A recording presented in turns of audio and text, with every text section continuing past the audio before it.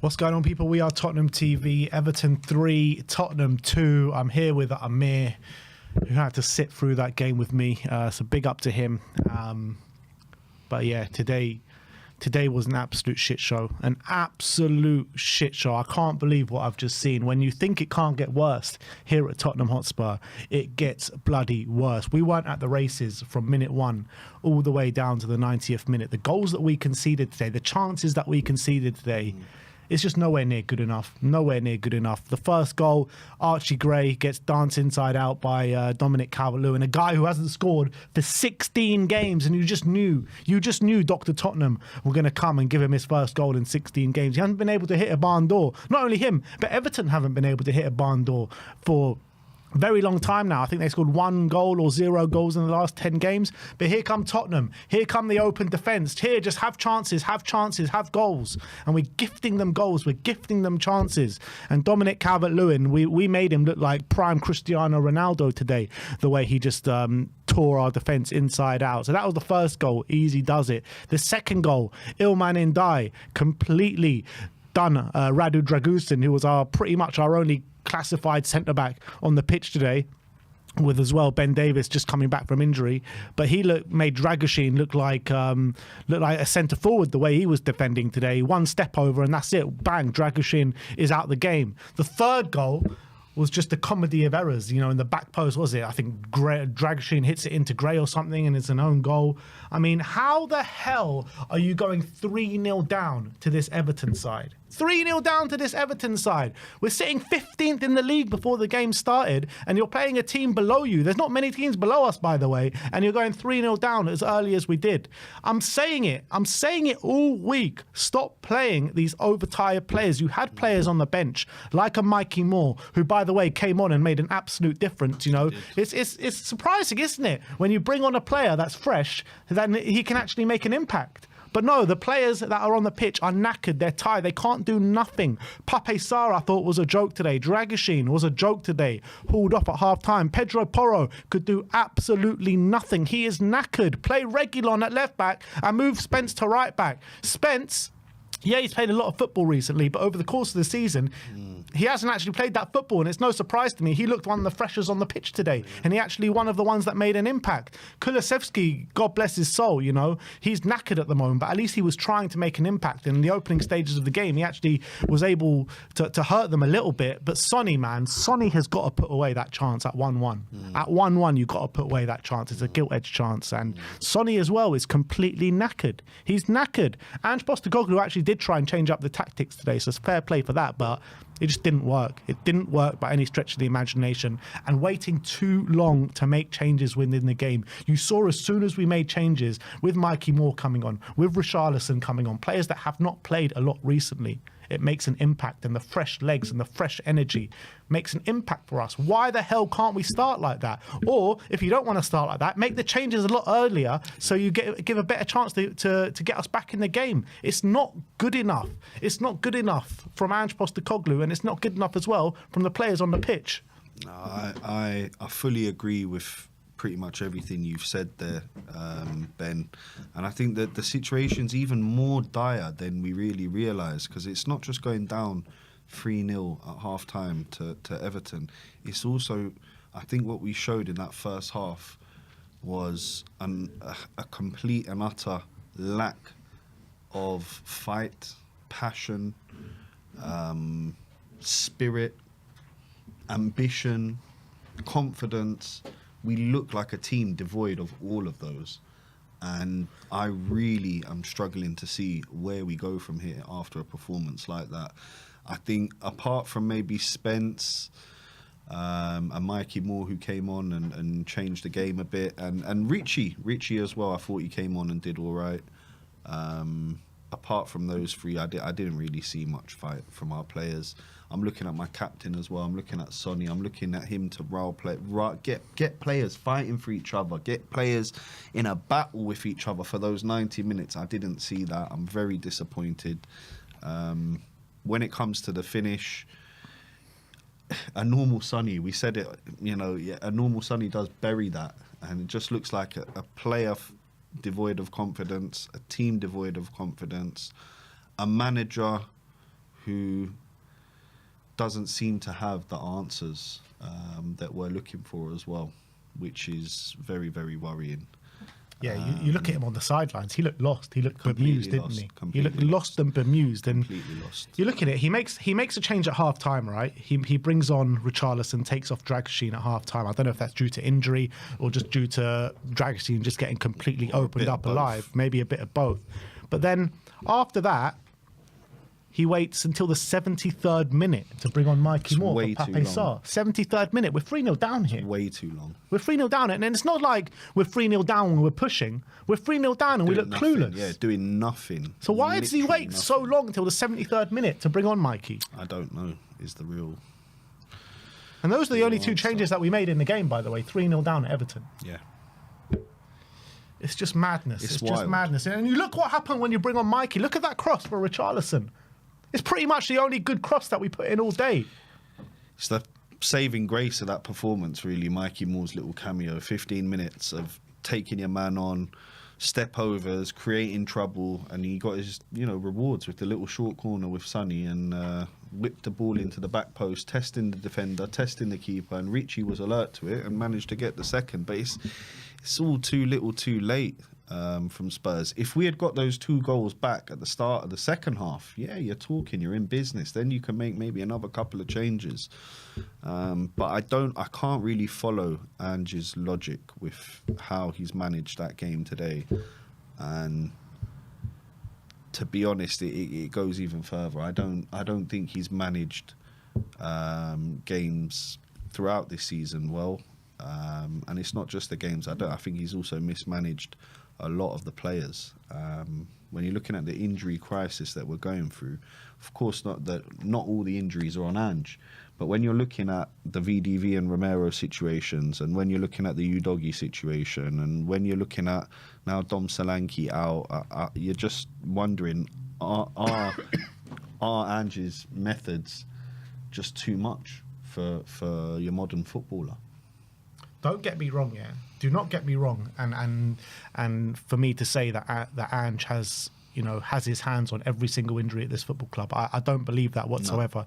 No, I think the medical team have to take a big part of the blame. I think Daniel Levy, why we're sitting here the 19th of January and not seeing a signing through the door when you've seen how much we've been struggling with the personnel. But I think Ange Postecoglou definitely has a big part to play in why the squad is looking the way it's looking at the moment. Yeah. He really has. He said before the game in his press conference, I have to play Porro because I've got no one else. But that is just not true. It's not true. It's not true. Why do you have to play Porro because you've got no one else? You have to play Porro on Thursday. That's when you have to play Porro, because Reguilon and Spence are not in the European squad, which is his fault as well, by the way. Maybe not Reguilon. I would have probably left out Reguilon as well. But Jed Spence should be in that European squad instead of Fraser Forster, and play Brandon Austin as your backup. You know what I mean? He did not have to play Pedro Porro today. Pedro Porro looked completely out on his feet. He's looked like that for a long time as well. He's had a poor season this year. Why not play Reguilon at left back? Why not play Jed Spence at right back? It makes no sense to me why he keeps persisting with players that are clearly out on their feet and completely done and dusted pretty much because of how intense we're playing, because of, the way he keeps overplaying them as well. It just makes no sense to me whatsoever. I just don't get it. Like, what excuses could there be to keep playing Pedro Porro? Even if you don't believe in Reguilon and you don't believe that he has a future here, he is here. He's an option. He's shown in previous games that he can come in and actually do something. Second half against Newcastle, he had a very good half. This is against a good Newcastle side, so why not give him a go? It's true, Ben. It's true. I'm questioning a lot of his decisions. I also can't understand when you're 3-0 down at half-time. I get he made one change at half-time, but I don't think one change in a team that's losing 3-0 is enough. I don't think it's enough. And then you're expecting, okay, we start the second half. You can see that we're not creating. Nothing's changed. And then he waits till the 72nd, 73rd minute to bring on Mikey Moore. It's baffling to me, really. And I feel like his time at our club is over, to be honest with you, Ben. I can see Levy pulling the trigger very, very soon. I mean, I wouldn't put it past... I wouldn't, back against it right now. You can't lose to Everton being 3-0 down at half-time. You can't do that. I mean, someone sent a super chat in the game saying this has got the vibes of the Newcastle Stellini. 5-0 and Stellini lost his job. I mean, do you agree with that? I do, because I didn't see today, similar to Newcastle, I didn't see the fight, the passion, the desire to play for Tottenham Hotspurs, to play for the badge, to play for those fans that went up there. I didn't see any of that.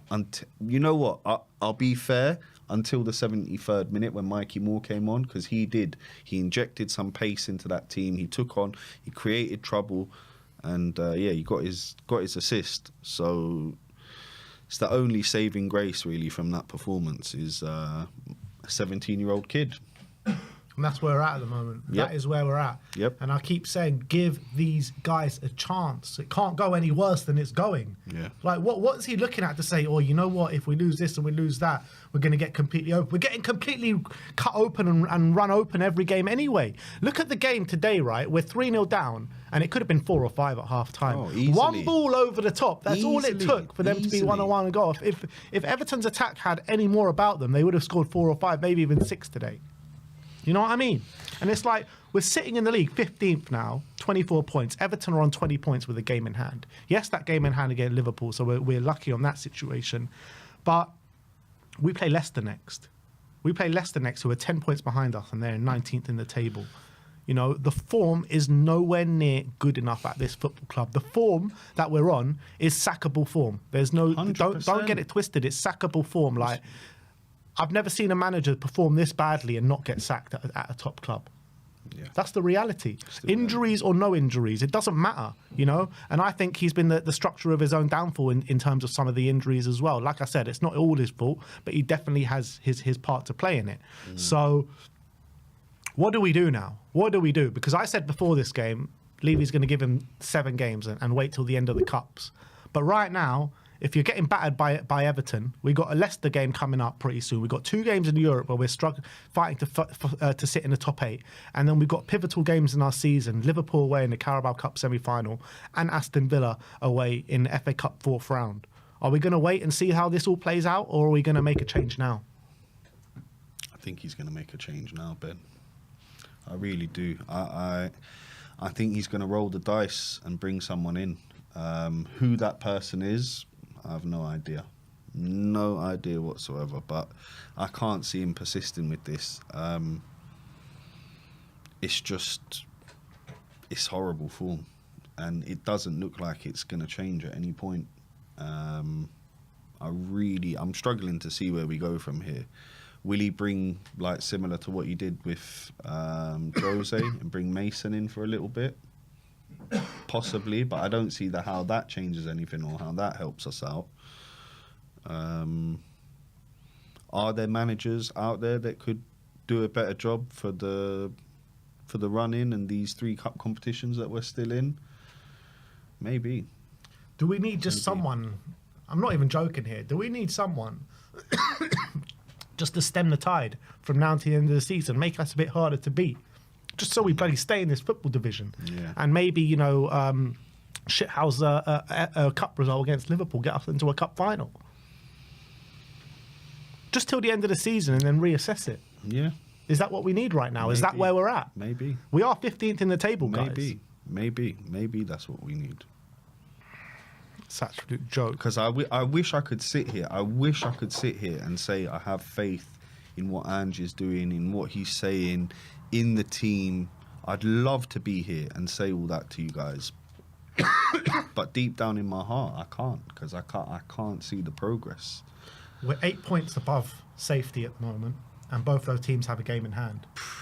Let's say, I mean, they probably won't, but let's say they do both go and win. You're talking about 22 games in, 5 points above the relegation zone. 5 points! That's not a joke. That is actually, you know, fighting relegation territory. 5 points against a drop. 100%. 100%. I don't know where to go from here, guys. I really don't know where to go from here, but we're clutching at straws. People are literally, and even me thinking, can we bring Poch back for 6 months before he goes to the World Cup and just steady the ship? I don't know. I don't know what the solution is.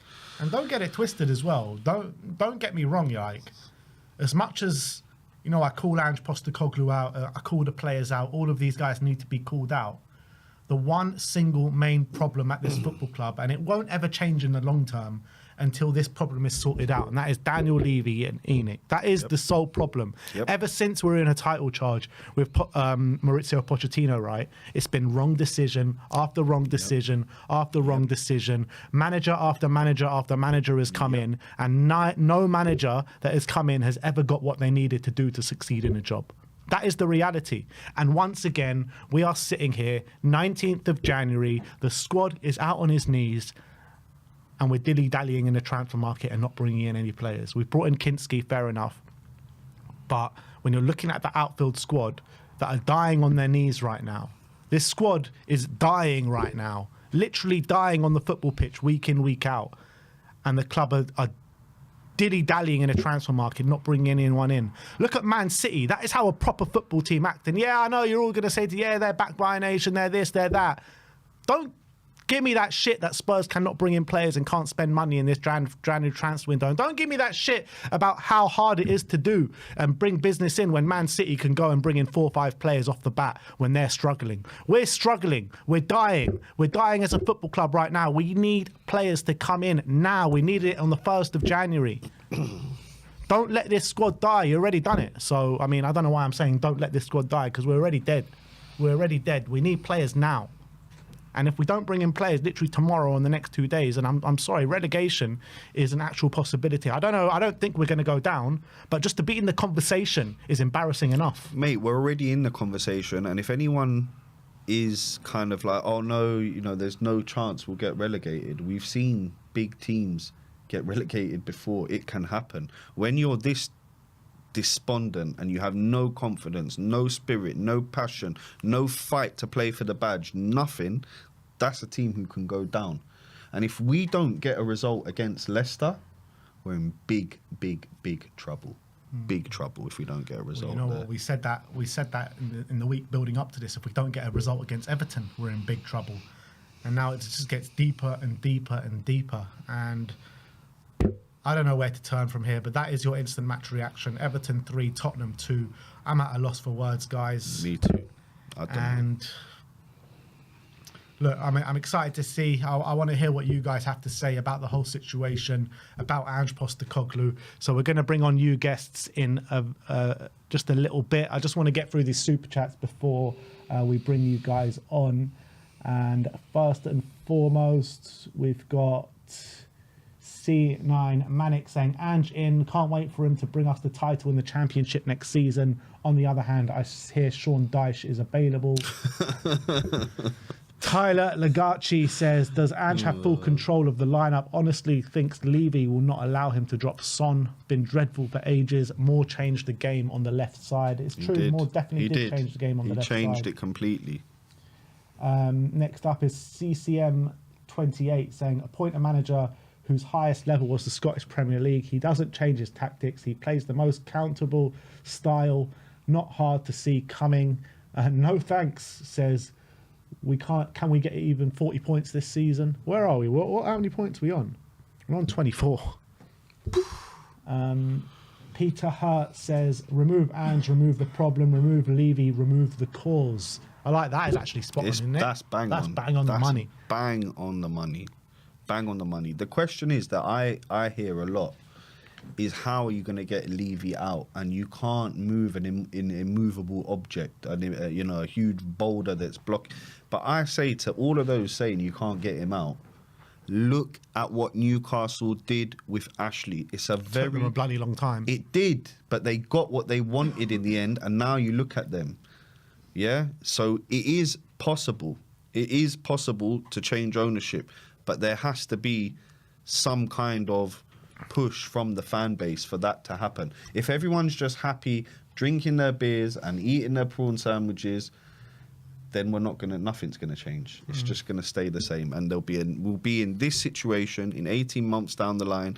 Just copy out Ange Postecoglou and put in any other manager you want to put in there. But you know what? Yeah, what I hear a lot is like, we need to protest and we need to not go into the ground, leave your seat empty, don't even sell your ticket back to the club, don't sell your ticket to someone else, But you know what happens when you do that? When you do that, they've made a new rule this season as a Tottenham season ticket holder. If you leave your seat empty for 3 games' time, your ticket gets taken away. It's crazy. You're not allowed. That's not your ticket anymore. It gets. They rip up your season ticket. They say you're not a season ticket here no more. Either you have to sell it back to the club, you need to forward it on to a friend, or something like that. So, if you don't go for 3 games, right, and the ticket gets sold back to the club, someone else is just going to come and snap it up, and then you've got no even like chance to get into the stadium and make your voices heard. So what do you do? Protest in the stadium. Don't leave your seat empty. Protest in the stadium. Show your discontent to the board, to Levy in the stadium. Don't leave your seat empty.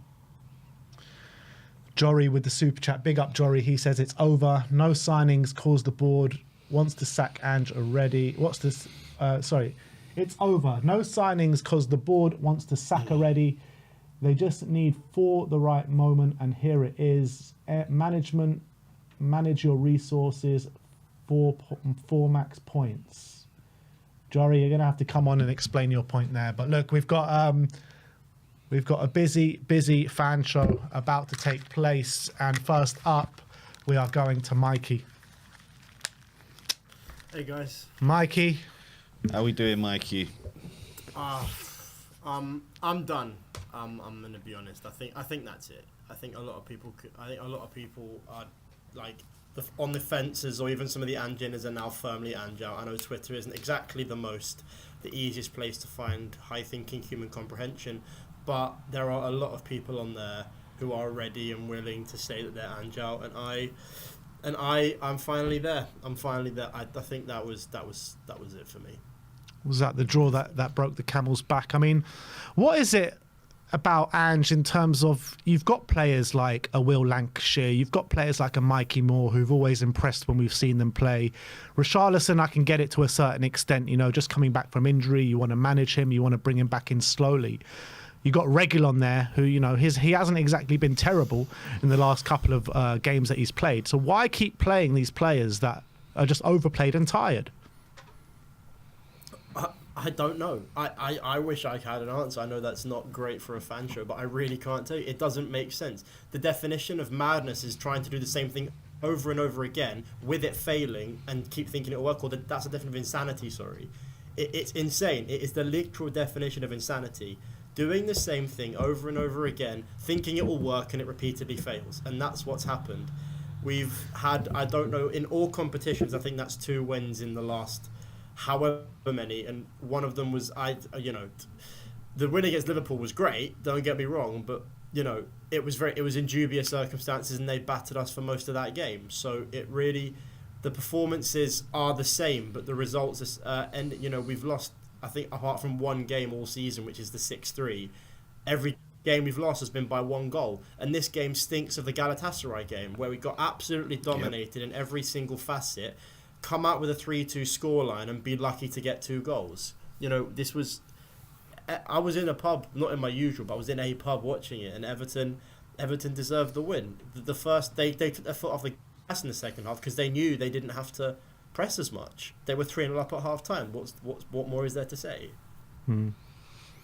Yeah, very true, man. And do you believe that this is the last we're going to see of Ange Postecoglou, or is Levy going to keep rolling the dice and maybe give him till the semi-final? I think Levy will keep him until the semi-final. If we lose that semi-final in disgraceful circumstances, albeit it is at Anfield, I think that'll be, if we get knocked, I know those 2 games, because we play Villa straight after Liverpool, if we lose both those and go out of both cups, I think that might, and depending on how well we do in the last 2 games of the Europa, which I don't know if we're guaranteed a playoff place yet or not, but I think we're pretty much guaranteed in the top 28 or top 24, whatever it is. Well, in that case, then we're through in the Europa League, but I don't know. I don't know how long it takes, but the next few games aren't getting any easier, are they? I mean, I don't know who we have next, but Leicester in the league. Leicester in the league, away or no? We're at home, aren't we? Yeah. Well, I don't know if we'll pull a result back, but they're on a winning 7-game losing streak. But Dominic Calvert-Lewin hadn't scored in 17 games, and he was man of the match today. So yeah. who entered This is why they call us Dr. Tottenham, Mikey. Exactly. Literally. Ipswich came to our stadium without an away win and Without a win. Oh. It's like Mikey, every do you week- feel after watching that game that the players are still behind him? According to Ange Postecoglou, who's just the Sky Sports have just released their interview of his, he believes the players are still playing for him.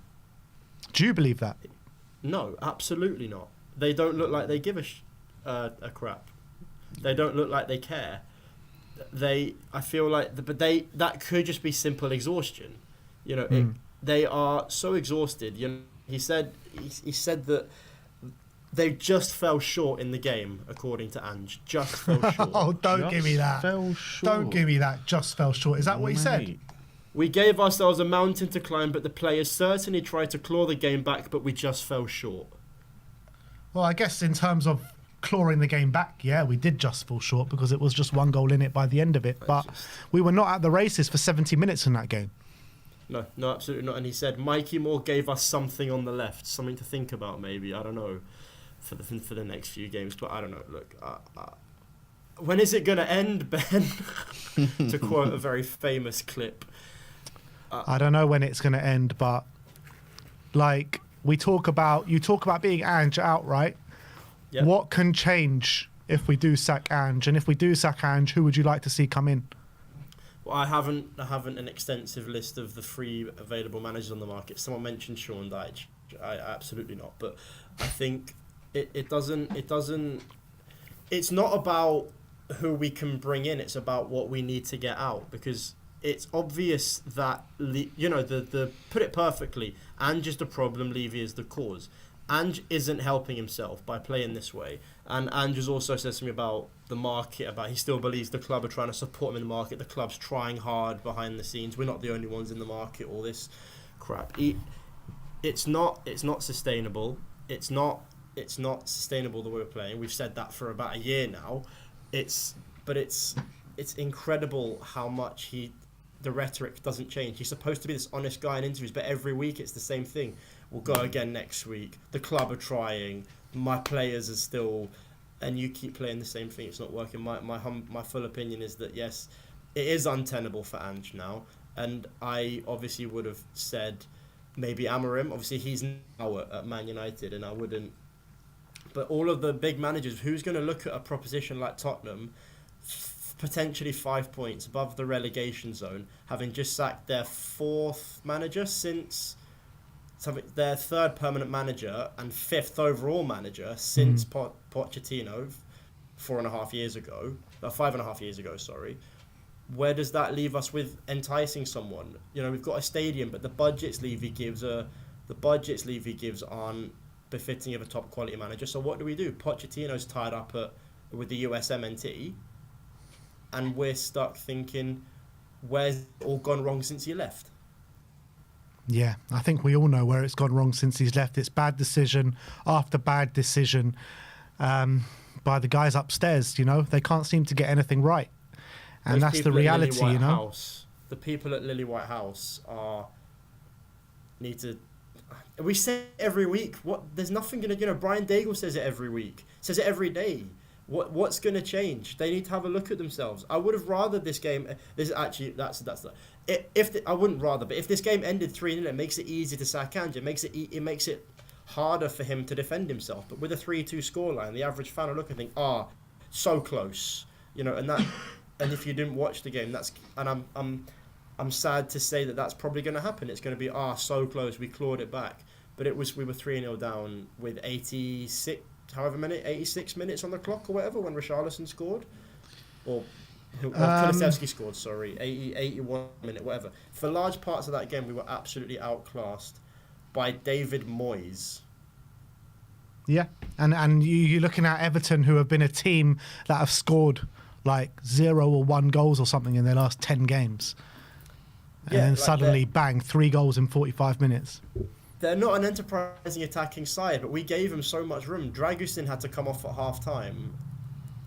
And I don't understand how that can continue. And again, I know I got a bit of flack in the comments last week saying play the kids. That's not. I don't think that's the answer personally. I think that's just an option. But this cannot continue simply because it's not. It's not going to, but it will if we keep persisting with the system that isn't working. It's insanity. It really is.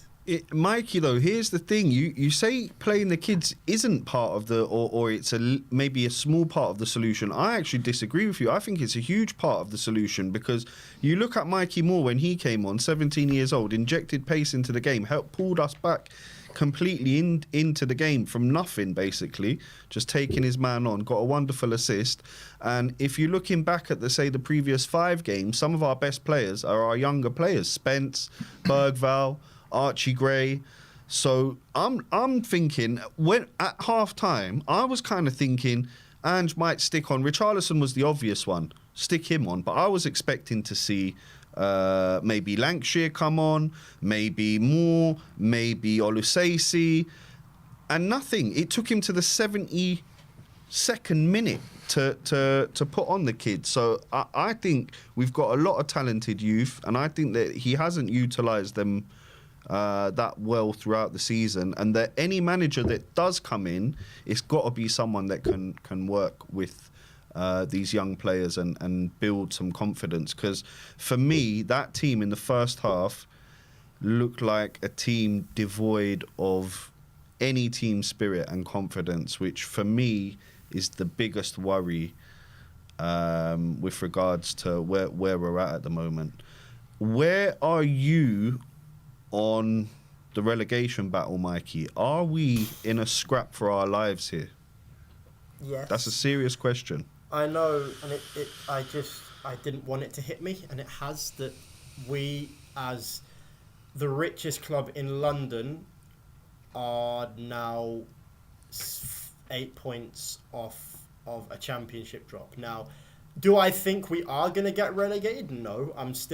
Maybe I'm doing. I don't think we will. I don't think we will end up being relegated. I think even with how bad we've been, the quality we have will still bleed through. But yes, we are in a battle. We are in a dogfight. That's what it is. And Ange Postecoglou, with all due respect, his managerial style, he is not built for a relegation battle. Ange Postecoglou is not built for a relegation battle. You look at the style of play. I don't even know how to explain this other than his style of play is for a club that can afford to play it. I don't know how else to define it. We can't afford to play his system with the players we have in the position we are. Romero and Van der Ven coming back won't be a fix-all. Those 2 injuries, yes, they hurt us, and yes, they hurt us last season, but they didn't hurt us nearly this bad last season. We went tumbling down the table, but we were never in the bottom half, I don't think, or at least not for a sustained period. No, this is the worst we've seen it. In terms of league position, probably since before you can remember, Mikey. I don't know if you remember the early 90s or the mid 90s or even the late 90s. I was born in 2003, so. Well, there you go. Well, there you go. You know what I mean? Like, people of mine and Amir's age, we just about remember it. We were young kids at that time, and this is the worst it's been since then. Yeah. My earliest memories are Harry Redknapp, but my earliest... Well, there you go. You don't know how good you've had it, Mikey. You don't know how good you've had it. Good life. Well, now I know how bad you guys have had it.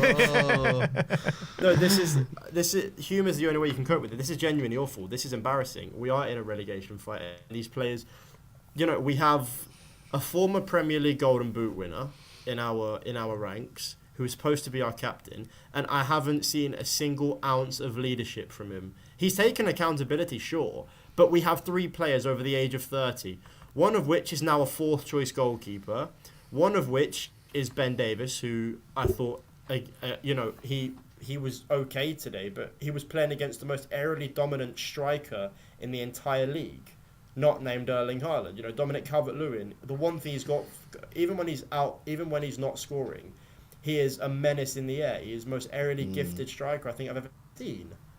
And, well, Peter Crouch aside. And it showed. Dragusin couldn't cope with him. The pace of Iliman Ndiaye, what a player, by the way. Every time I watch this guy, I think we were linked with him a couple of times. I cannot believe we didn't go for that. That is one hell of a player. And if Everton do get relegated, someone's going to have an absolute bargain on their hands, because he is one mad baller. He is so good. But we got torn to shreds, and I think playing the kids will help, but it won't solve everything, because we saw, like, I think Mikey Moore started a game against Crystal Palace earlier this season. I don't think it went that well. No, it didn't. We lost. Yeah, well, surprise, surprise. And I saw a stat since the Chelsea game when it all went wrong in the 4-1, which I was at. That I think we've played like 49 games since then, and Ange's lost 23 of them. It's not half, but it's just under half. We've won 19, drawn 7, and lost the other how many? It's not sustainable. And I hate the fact that we have to say that we're in a relegation battle with, with esteemed company. Don't get me wrong, Manchester United are well and truly down here with us, but Southampton aside, we are fighting these teams to stay up, and it's sad. It really is. Very sad, Mikey. But thank you for coming on today, mate, and we'll see you next time. Yeah. Thank you. Forget about Spurs until Thursday. No, I don't think it's possible, mate. We got a super chat here from Damocles saying Ange Ball becomes untenable, confidence gone, energy gone. We need a new leadership group to bring these kids through. New manager, new chairman. Yeah, I mean, what can I say, guys? What can I say? And next up, you've been calling for it. This is the moment we've all been waiting for. And here comes Sim. So, guys, didn't make it to Goodison Park today, and I bet I've you're very had angry. a dodgy stomach. I've had a dodgy stomach this morning, and I don't think I've ever been more desperate to get back on the toilet than during that first half. I think. Oh mate, Honestly, mate. it Speedy was an recovery. So I'll be all right. I'm starting to feel a bit better, but yeah, I mean, definitely not during that first half. Well, during most of that game, to be honest, it was just atrocious, absolutely atrocious. We were just all over the place. We were gifting chances left, right, and centre. Kinski was making fingertip saves onto the post. We had one chance from Son, but that was pretty much it. Other than that, we really failed to trouble them. This team's on its knees at the moment. I think we can all see that. I think Mikey said, almost Amir said, I was just listening, this team seemed to be lacking confidence at the moment, and that's absolutely right. And you can see that this team is drained of everything that they have in terms of having that psychological edge on your opponent, to physically dominate them, to be completely relentless in your approach. I think we just don't have that at the moment. It's completely drained out of this team. I think obviously big questions have to be about Ange. Of course, there have to be a big questions, because I think Mikey's spot on when he says this. He's not built for a relegation fight. I don't know. I don't think he knows how to deal with this current situation. I think that's absolutely spot on. I think he keeps, persisting with his style of play, which I don't think his style of play is a bad thing or a problem in of itself. But I do think the style of play is a problem in the situation that we're in, 100%. And and we're dropping down the table. We're falling every single week. We're getting further and further closer to this to the relegation zone and dragged into relegation battle. And now the big problem is, I've always said, I'm not backtracking or anything. I'm not saying I want him gone, but here's the reality. Here's the way I see it. I've always said I do think things will start to turn when we do get players back, or maybe some signings, all these different things. But the problem is, we're now on the 19th of January. There'll be no signings, and I don't think there's any sign of a signing coming in the near future, which is a big problem. And whenever we seem to get players back, we're losing more players. Now Solanke's got injured. Now Brennan's gotten injured. So I'm starting to now lose faith whether we are going to ever come back to a situation where we have options and we have a fully fit squad. Doesn't have to be fully fit, but we don't have a serious number of injuries, because now, Solanke reportedly could be a long-term injury. Brennan, he's saying could be a significant one. Who knows how long he's going to be? So we're going to get maybe Romero and Van de Ven back, and all of a sudden we're going to get more long-term injuries, which we're going to have to deal with, and that's a big problem. And while this injury list could persist to be in the state that it's in, as I've always said, I don't see the results changing until the situation changes. And the problem is, I'm struggling to see where the situation changes now with these injuries. And I just don't think he's the guy to get us through this situation where we are right now. I don't think he can handle it. I don't think he is built for an absolute dogfight. I don't think he's built for getting results when the resources are as thin as they are. And that's a big issue, because if that's not going to change, then we really are in a relegation dogfight, 100%. So, Sim, are you Ange out or are you Ange in? I'm not Ange out. I want him to stay, to be honest. But I'm as I've said, I'm losing faith whether this situation with the state of the squad is going to significantly improve. And if it's not, then I think there's got to be a serious conversation But we about the manager. know it's not. We know it's not. I think it's pretty much fact right now that the situation's not going to change. I mean, it's opinion, but I think it looks with each increasing week that the situation isn't going to change, and we're going to keep. I mean, more players are going down week by week. We're overplaying players, and they're ultimately going to get injured. He doesn't want to give players a shot from the go, like a Reguilon and a Mikey Moore and these kind of guys. So, I mean, how does anyone envisage the situation getting any better in terms of the playing staff? The only way it gets better is we get players back so that we can rotate, but that doesn't seem to be happening at the moment. The minute we get players back, more players are dropping off. So that's a big problem. That is a massive problem. And if that's going to continue to happen, then clearly Ange has shown that he's not capable in this situation of getting results while the state of the squad is what it is. And you might just need, honestly, if this situation continues, you might have to just bring in a short-term firefighter until next season, because Ange doesn't look like he's willing to do what's necessary to get results in the situation that we're in at the moment. And that's the way I see it. So we were a disgrace today for large parts of the game. Obviously, we had a bit of a late comeback, but the game was gone by then. We only really seemed to show any sort of ability to cause some problems when Mikey Moore came on. And that was one big positive out today, was Mikey Moore. So fair play to him. I thought he came on and really gave them torrid time down the left-hand side. Obviously, brilliant assist for the Richarlison goal as well.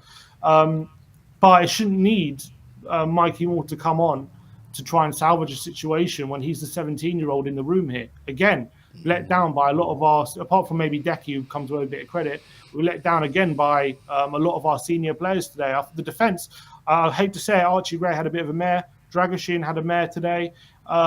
Spence was decent, to be fair, but again, as I've always said, as soon as he gets to the final third and he's using his left foot, he just doesn't use it, and he can't seem to do much with it. But he's good with his dribbling and he fights.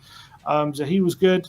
The midfield, non-existent. Sarr, another no-show. Maddison, not doing anything in that midfield again today. I can't remember. But, to be fair it's hard to be fair. And obviously, I understand everyone's laying into me. He goes for a different formation today, which everyone's been calling for. Change it up, tried something new. He did that, and it fell flat on his face. It completely didn't work, the new formation, how he tried to play. It got completely, completely fell flat on his face. It completely backfired, that change of formation. I'm obviously, the more we go towards the relegation side, I'm not going to be more Anjin the more than I was the previous week. The more the results keep going the way they're going, he's got a massive fire on his hands to keep his job right now, 100%. How long do you think? I don't think he will be sacked though. How long do you reckon Levy gives it? If he loses to Hoffenheim and loses to Leicester, I think he might be gone after those two games, to be honest. And do you think that'll be the right decision? I don't think Levy can. We can't be dragged into a relegation fight. I don't think Levy. I think we're already there. We're there, Sim. We're there. We're in a relegation fight. We're in a relegation fight, but we are 8 points clear at the moment. I know they've got games in hand. We're 4 points away from Everton, where they got a game in hand. But I think from Wolves and Ipswich, what are we? 7 or 8 points? 8 points, yeah. 8 points. So I don't think that there's any, as much as we're all talking about it, and if we keep losing, 100%, there's a real possibility that we'll be dragged into a serious relegation fight. At the end of the day, we are 8 points away. So I don't think there's any real concern that we are going to get relegated as much as we are talking about it. But if we do keep losing games, that concern will start to turn. And the problem is, the situation isn't changing with these injuries. We keep adding players to the list, not taking players off that list. And if that continues, and Ange continues to not be able to pick results with that situation, then he can't stay. It just can't. It can't happen because we're going to keep. We can't be in the championship next season. We can't. Sim, I can't. Sim, I can't be allowed to happen. Sim, you talk about, you know, the form won't change until the situation changes, right? Mm-hmm. How much blame, if any, do you put on Ange Postecoglou for the situation that we're in right now? When it comes to injuries, Yeah. obviously the market, I don't really put blame on him. It's not his job, but obviously he's accepting the situation.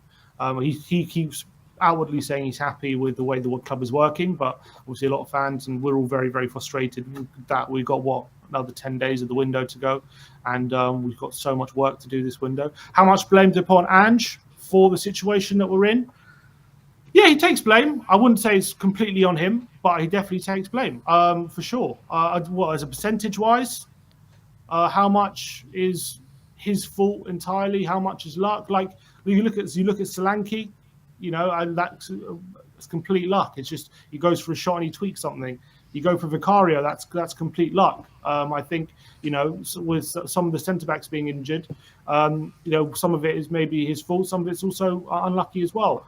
It's hard to really say. It's hard to say. I think if we were to put all the blame on him, I think he'd be the first manager that's ever gotten the full blame for a full injury list, to be honest. So I don't think it's fair to completely say it's completely all down to him. But he can't be blameless because he has overpaid players. There are players who he maybe could have given a rest to, and players that have been out in the cold where he could have given more minutes to, like Jed Spence, and only now they're seeing to get significant minutes. People maybe could he have given Mikey more game time? I mean, he is a 17-year-old kid, so you do have to be careful with him. But you know, he's come on and done really well today. So I don't know. Would you want a number, percentage-wise? How much blame? It's hard to quantify how much blame do I put on Ange. I would say it's more luck than anything. I would say it's Ange's fault that they're in the situation we're in. But for sure, he takes blame. He definitely takes blame for how he's handled the situation, 100%, and the way that he's contributed to the way we play while we have 10 injuries, and that's on him, 100%. Are these players, Sim, still fighting and believing in what Ange is trying to build here and do? Clearly, week by week, we're losing more and more confidence, and more we lose games. I think that's clear. Are they still fighting? Oh, look, we've got it back to 3-2. I don't think they didn't completely give up, did they? So they tried to salvage the situation. I still think, when I'm looking at the team there, they are trying. I think at the moment it's just a bit of a shit show, and I think we are in the situation that we're in. But just because they're trying, and just because that's not enough at the moment when we're. Did you really see that in the first 45 minutes of play, or did you see that when players like Mikey Moore and Richarlison, who've got something to prove, come on and actually sway the game? Did you see that in the first half? Yeah, I mean, it's hard to say yes when we were that bad, but I mean, I didn't see people giving up completely. I think they were trying. I think they were obviously trying to create chances, but obviously Everton did defend very well, but we were obviously toothless up front, and they were just going long every time to Calvert-Lewin and Dragusin and Davis, couldn't handle it, and they completely got dominated. And they were, we were also left wide open, played that high line, which we know that Ange does, and they completely exploited it many times with Calvert-Lewin in behind. I just think it's a team suffering from a massive crisis of confidence and a crisis of what's called lack of energy. We know the situation. I think that feeds into each other. The more you have a lack of confidence, and you see when momentum swings, all of a sudden the energy levels go up. A lot of it's psychological when you look at the players on the pitch. 100%. A lot of it is psychological. Do I think they've given up on the manager, on the players? As I've said before, it's hard to really say. When it's a fine line when you're watching the team. Is that player not making the run because he physically can't, or because he doesn't want to? It's hard to really know what's in a player's head. All I know is they went to the end. They tried to fight back. They did get back in the game, and obviously it was too little, too late when they did. But on that evidence, I would say I don't think they've completely given up on the manager. But unfortunately, that's not enough at this point. Well, I'll end on one positive, Sim, and Man City are 2-0 up against Ipswich. So I guess there you go. That's a positive in terms of the relegation battle. But thanks for coming on, Sim. See you tomorrow. Big up, That's Sim. fun, guys. big up to everyone in the chat. Big up to everyone. I saw loads of super chats as well. So big up to everyone supporting the channel. So hope for better days. Amen to that, Sim. Amen to that, my friend. Yeah. So in that race, in the relegation race, Man City doing us a favour here, 2-0 away at Ipswich. Can't believe you're even saying those words, Ben. I know. Foden with a golden assist, Kovacic with another goal as well. Let's go on to our next guest, and he goes by the name of Stelios.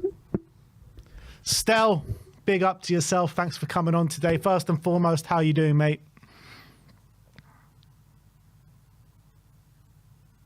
Yeah, I'm okay. It's Sunday. Ah. Normally a day of rest. Is there a delay? Yeah, there's a bit of a delay. Bit of a delay, yeah.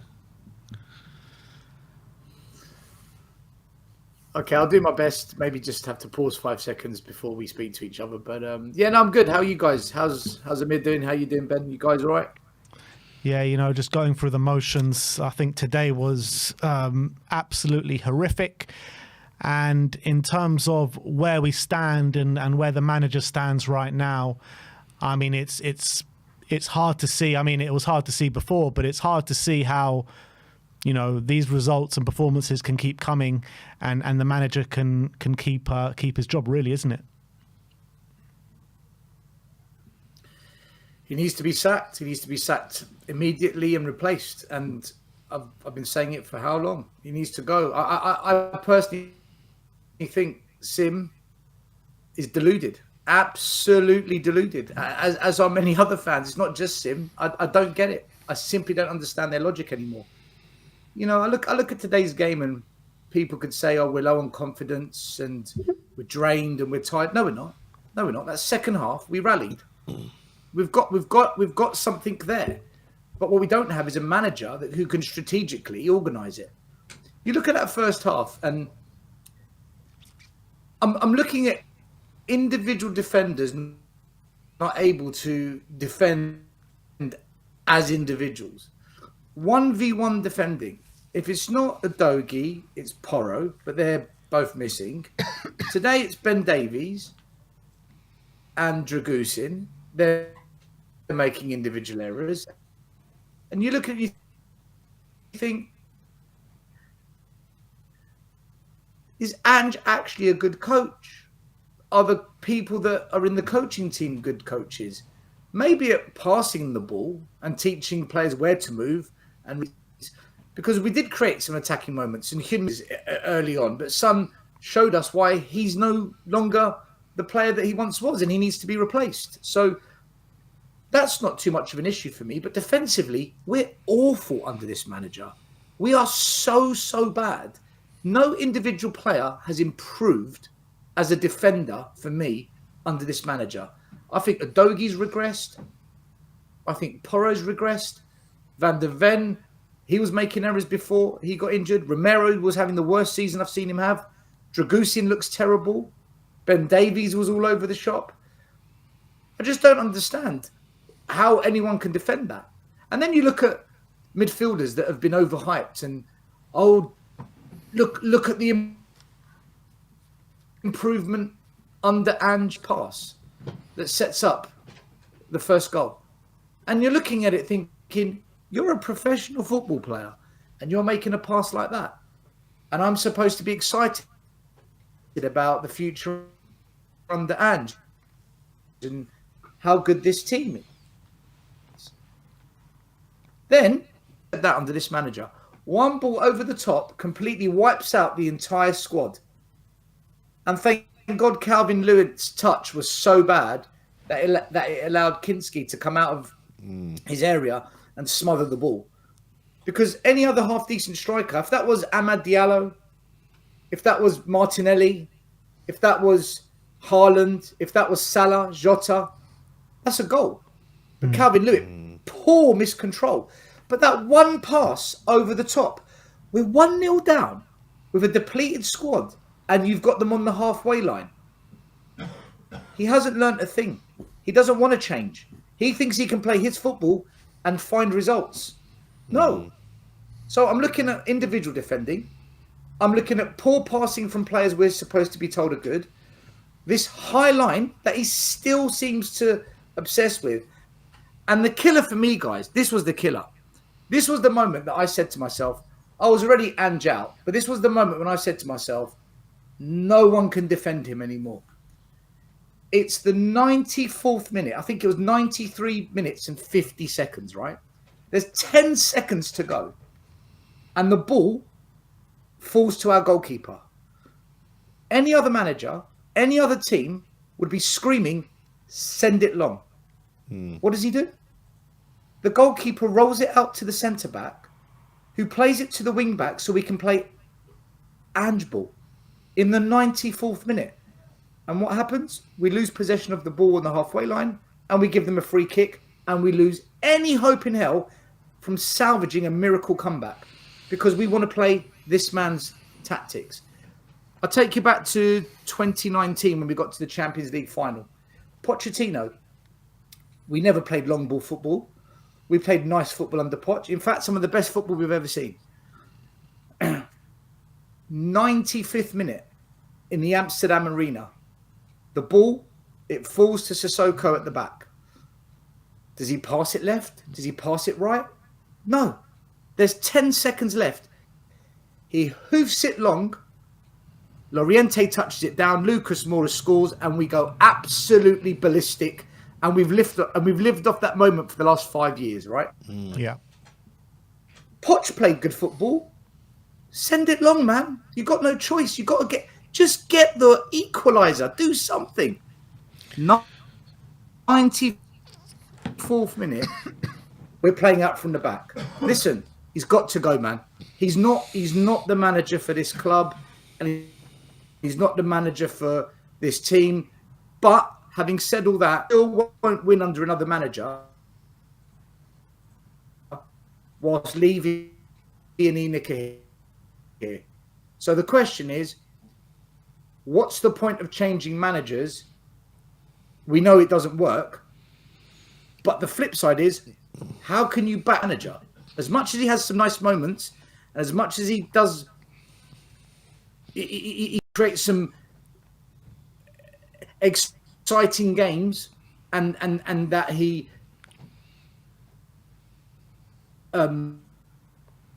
says the right things in press conferences. Mate, I watched today. We're on our knee, can't pass. We're playing Ange in the 94th minute. He's again a goal scorer, refuses to bring on the goal scorer. I don't understand how any fan can defend this anymore, guys. I just don't get it. Yeah.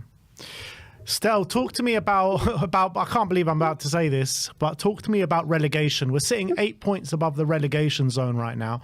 Do you feel that if Ange Postecoglou was to stay, is it an actual reality that Spurs could go down this season, or do you think even with Ange or without Ange we'll be okay in that aspect? No, of course we can go down. Absolutely. Look at us. Guys, Everton haven't won a game all of December. I don't think they've won a game. They haven't scored a goal. Scored a goal still. Never mind won a game. Right. So if they can go 3-0 up against us, what on earth is going to happen when we play other teams in that relegation zone? Look at the bottom six. Mm-hmm. Look at the bottom six teams right now in the league. Yeah. We've only beaten one of them. We've only beaten one of them, guys. We drew to Leicester. We lost to Wolves. We've lost to Everton. We've lost to Ipswich. We only beat Southampton. We beat Everton and Southampton, yeah. So, okay, we beat them too, but we've lost to Everton today. So our record against the bottom six is not good. It's quite bad. It's relegation form. So can we get relegated? Of course we can. Do I think we will? No, I don't. It is. But the problem is, 4 weeks ago, fans were saying, oh, but you're overreacting. We're only 5 points off of Champions League. Well, that lasted well, didn't it? Yeah. And then people said to me, calm down, calm down. We're only 6 points off Europe. That lasted well. And then fans said to me, but come on, we're not that bad. Look at Man United and West Ham. They've both gone above her, and so Crystal Palace. So every time fans kind of create this scenario of, oh, but come on, look at this. We've got Leicester City next. We must win that game.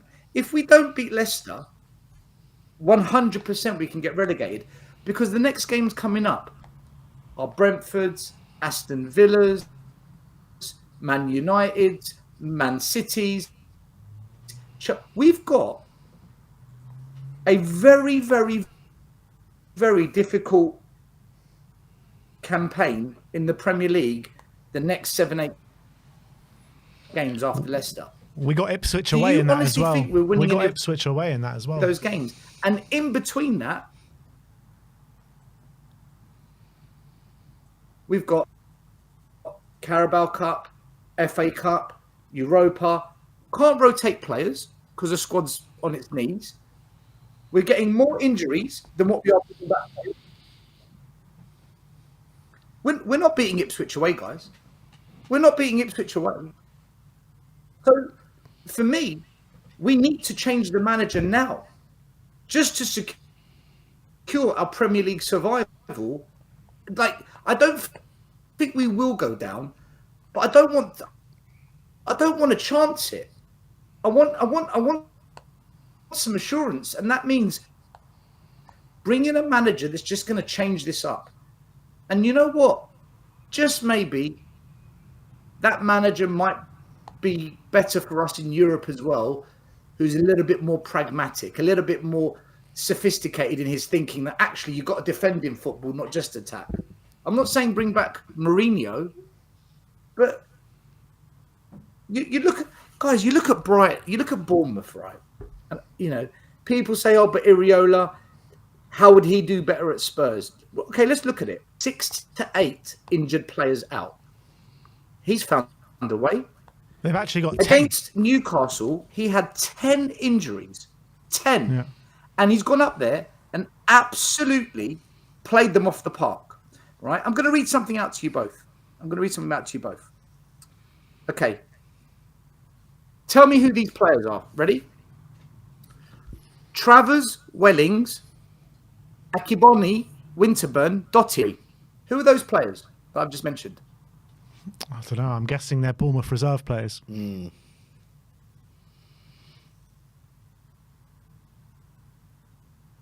you know who those players are?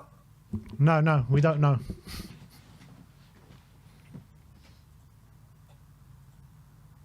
I don't know if he can hear us anymore. I think his internet is shot to pieces.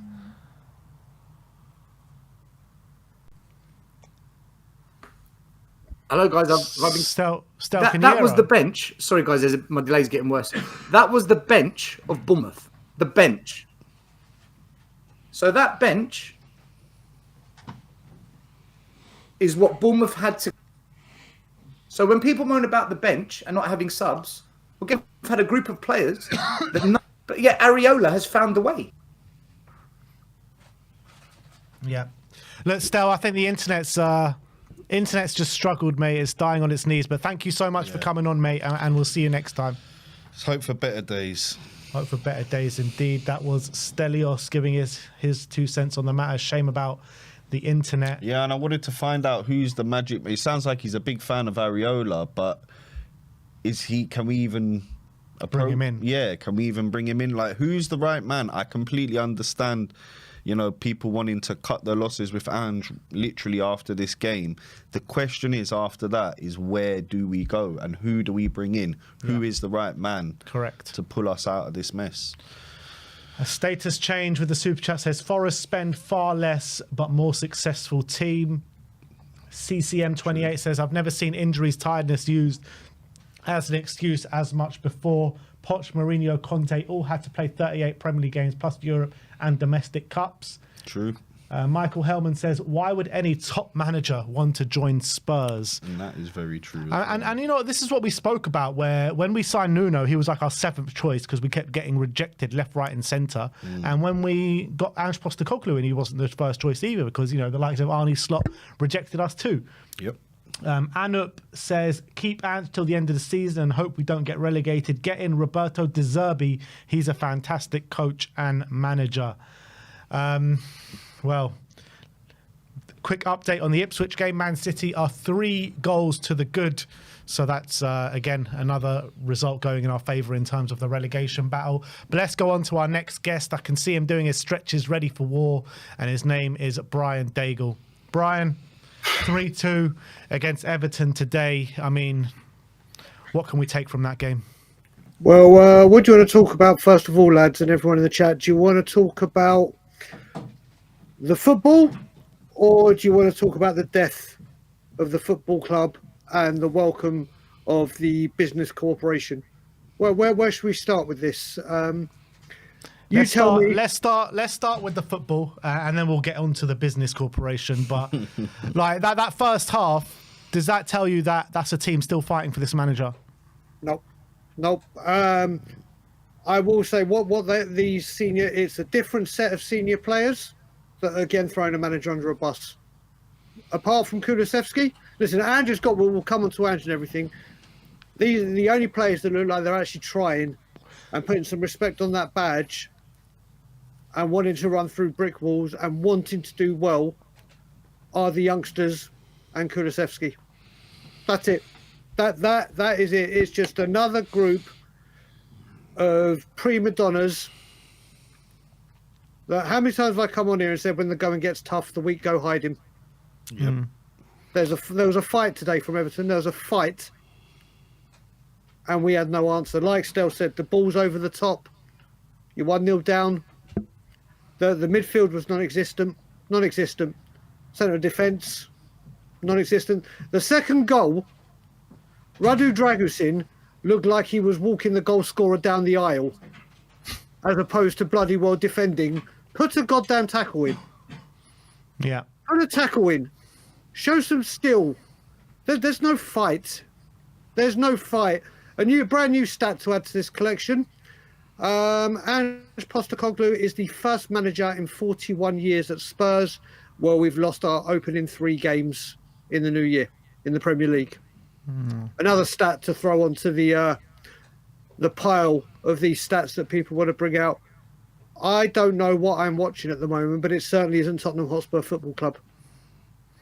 Yeah, I mean, we were talking, me and Amir, before, and some people that we're speaking to only were born in the 2000s, early 2000s. They don't even remember what it was like in the mid to late 90s. I mean, or even the early 2000s. But we're back there, aren't we? We are. I mean, Son, God bless him, is shot to bits. Any other season, that opportunity he has where he's through on goal, any other season, that's in the back of the net. Yeah. And we're turning round. He's becoming less and less effective, whether it's he's knackered, whether it's we can't get his form, whether it's the players around him. Like he's always had some stars around him that are on his wavelength. We haven't even got that anymore. No, we haven't even got that. Everywhere you look is a downgrade. And again, the youngsters are leading the way again. Like you said, Ben, on a few times, and like a few people are saying, in pre-season, the youngsters showed that they've got hunger. They've got desire. They've got a dedication and commitment to the badge. These players, if I had my way, I'd recall Phillips right now, Divine right now. Obviously, can't recall. I'd recall Scarlett now, because when we get onto my public enemy number 1, we're certainly not going to bring in the talent that's needed. At least the youngsters will fight. At least the youngsters, and even Ben, like you and I said when we were talking about it yesterday, when we did the update on Solanke, and you said play Reguilon and Spence. Sapporo can be rested because he's needed for Europe. He can't even do that. He can't even do that. Just a lot of the decisions that this manager makes just don't make sense, in my opinion. And now we have lost this game. And if, you had your words to say about Ange before this game, but now this game has taken place and we saw what happened on that pitch, particularly in the first half. Is his job untenable now? 100 billion%. And I hate saying that. And there's reasons why I'm saying that. First of all, these players, I think we can see, or people can estimate that the senior, and I mean the senior players, aren't playing for him. So how much longer do you accept they're not trying to put in a shift? They're not doing...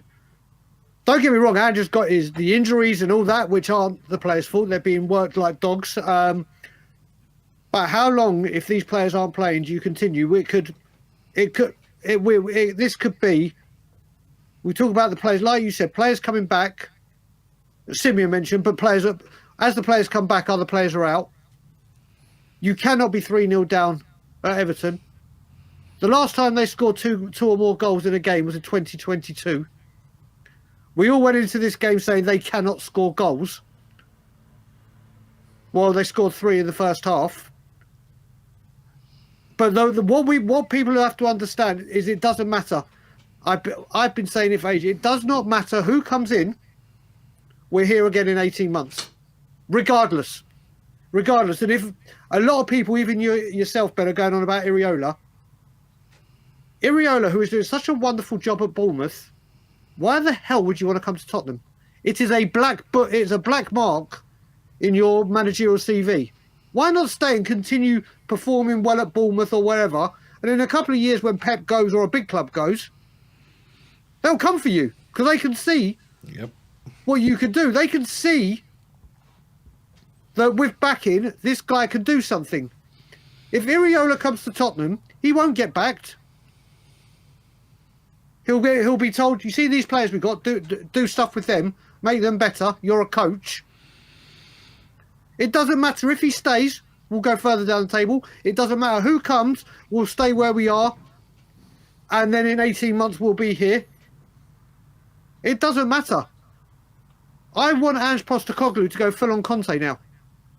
Because he cannot... On Friday, we're going, yeah, I'm really happy with the way the team are working behind the scenes to get transfers done. Yet we're going into the 20th day of the window. More injuries are piling up and not one clear indication of improvement. I was doing some research. November the 6th, we were 7th in the league. 7th. November the 6th. We're 15th now, and we're honestly looking behind our shoulders in front instead of up right now. On December the 19th, when Liverpool scored their 5th goal and went 5-1 up, I put a tweet out and I said, THFC as a football club are finished. As a football club. I said, we are a business. We are a multi-purpose entertainment complex with an ever-growing property portfolio that plays football as a side hustle. I got a lot of positive reaction to it, but a load of negative. Well, since that, we have taken Tamworth to extra time, or Tamworth have taken us to extra time. We haven't won a Premier League game. We have more injuries. We're 15th. But don't forget, we have a Korean bakery and coffee house, and 50 Cent is coming. They plan ahead for the summer for the concerts, don't they? As soon as a big concert or event's available, snap it up. Let's get it. But when it comes to actual football talent, when you have months to try and get your players in for your manager, within a week, we're looking for opportunities. Well, I tell you what, this summer, don't try and book anything. Just go for opportunities. See if Jedward or Steps want to do a concert reunion, and let's get this kind of talent into the football, because it's what we do with our transfers. Let's just see if Gareth Gates wants to make a comeback. Let's look for opportunity. Let's look for opportunities. There you go. It's what, mate. How can you sit here and go, yeah, we're gonna, and Ange Postecoglou sits there and takes it? I'm really happy with how we're working behind the scenes to bring in players. So it's funny. It's funny, Daigle, that you actually mentioned Ange doing a Conte, because Ben and I were speaking about that. He doesn't think that Ange has it in him to do a Conte. What do you think? He'd probably do it more diplomatically. Conte just burnt the place down, didn't he? He just literally said, right, I'm going down. I'm going to go down with a blaze of glory. Yeah. And But how can you see Ange doing a Conte when literally 48 hours ago, he was saying how happy he is with the way the club are working? Mate, do you know what? And I'm so upset that Ange is just sitting here taking it. And do you know what? For the people that said, don't worry, we've got to get through the storm. We've got to get through the storm. As I just said, November the 6th, we're 7th. Yeah. We are here now at January the 19th, we're 15th. How longer do you go, yeah, once we get through this, we'll be okay? And then when You know- people go, Arteta was eighth, fifth, blah blah, you weren't 15th. Yeah. You know, Brian, a lot of fans, I think, you know, if you look at social media, you know, Mikey came on earlier, said he's turned now into the Ange out camp.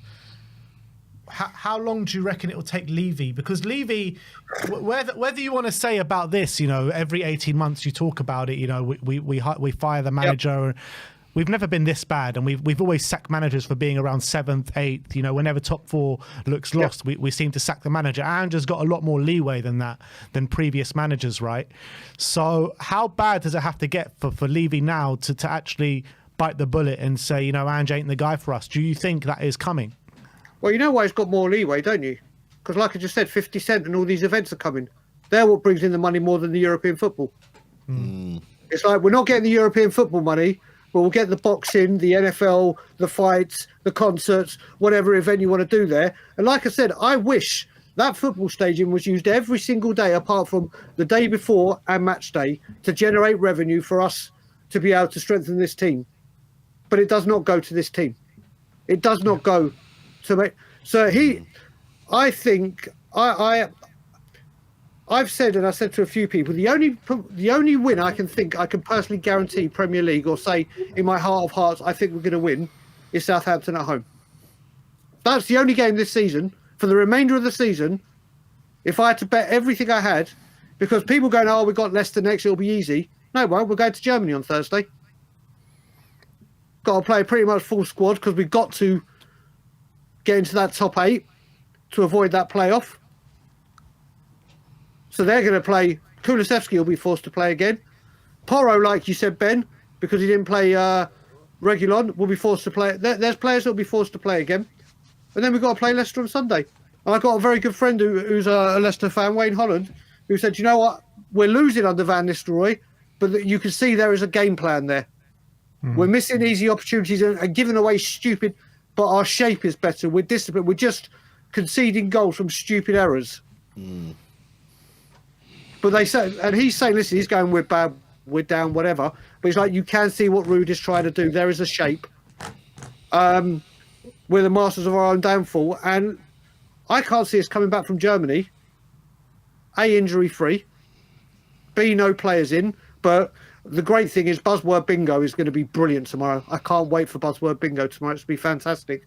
And I just can't see what's going on. But if we don't, I think if he doesn't go tomorrow, and let's be honest, if he went tomorrow, no one would say, do you know what, that's bang out, or be shocked. I think if we don't beat Leicester and we don't get a victory, this week is huge. But then you look at it, are we going to spend money if he's that close to the exit? Yeah. This is it. We have facilitated this, and until there is wholesale change at this business club, until there is wholesale change, we will not be a football club. Until there is wholesale change, whether it be someone comes in and says, Levy, you are not touching the football side. You are going nowhere near it. Business, you stay, or my dreams come true and he's completely gone. This will be forever a business club where Europe is replaced with concerts, where quality players are replaced with youngsters and prima donnas, where the supporters have now become clients. You look at it, in the 90s when things were bad, there was a connection, and I'll go back to the 90s when I had my season ticket. There was a connection between that club and the supporters. We knew we weren't great, but there was a connection. There's no connection here. There's disconnection, disheartenment.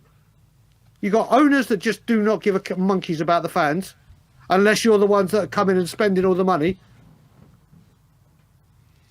If you're an actual hardcore fan that follows this club, home, away, Europe, you're nothing to them.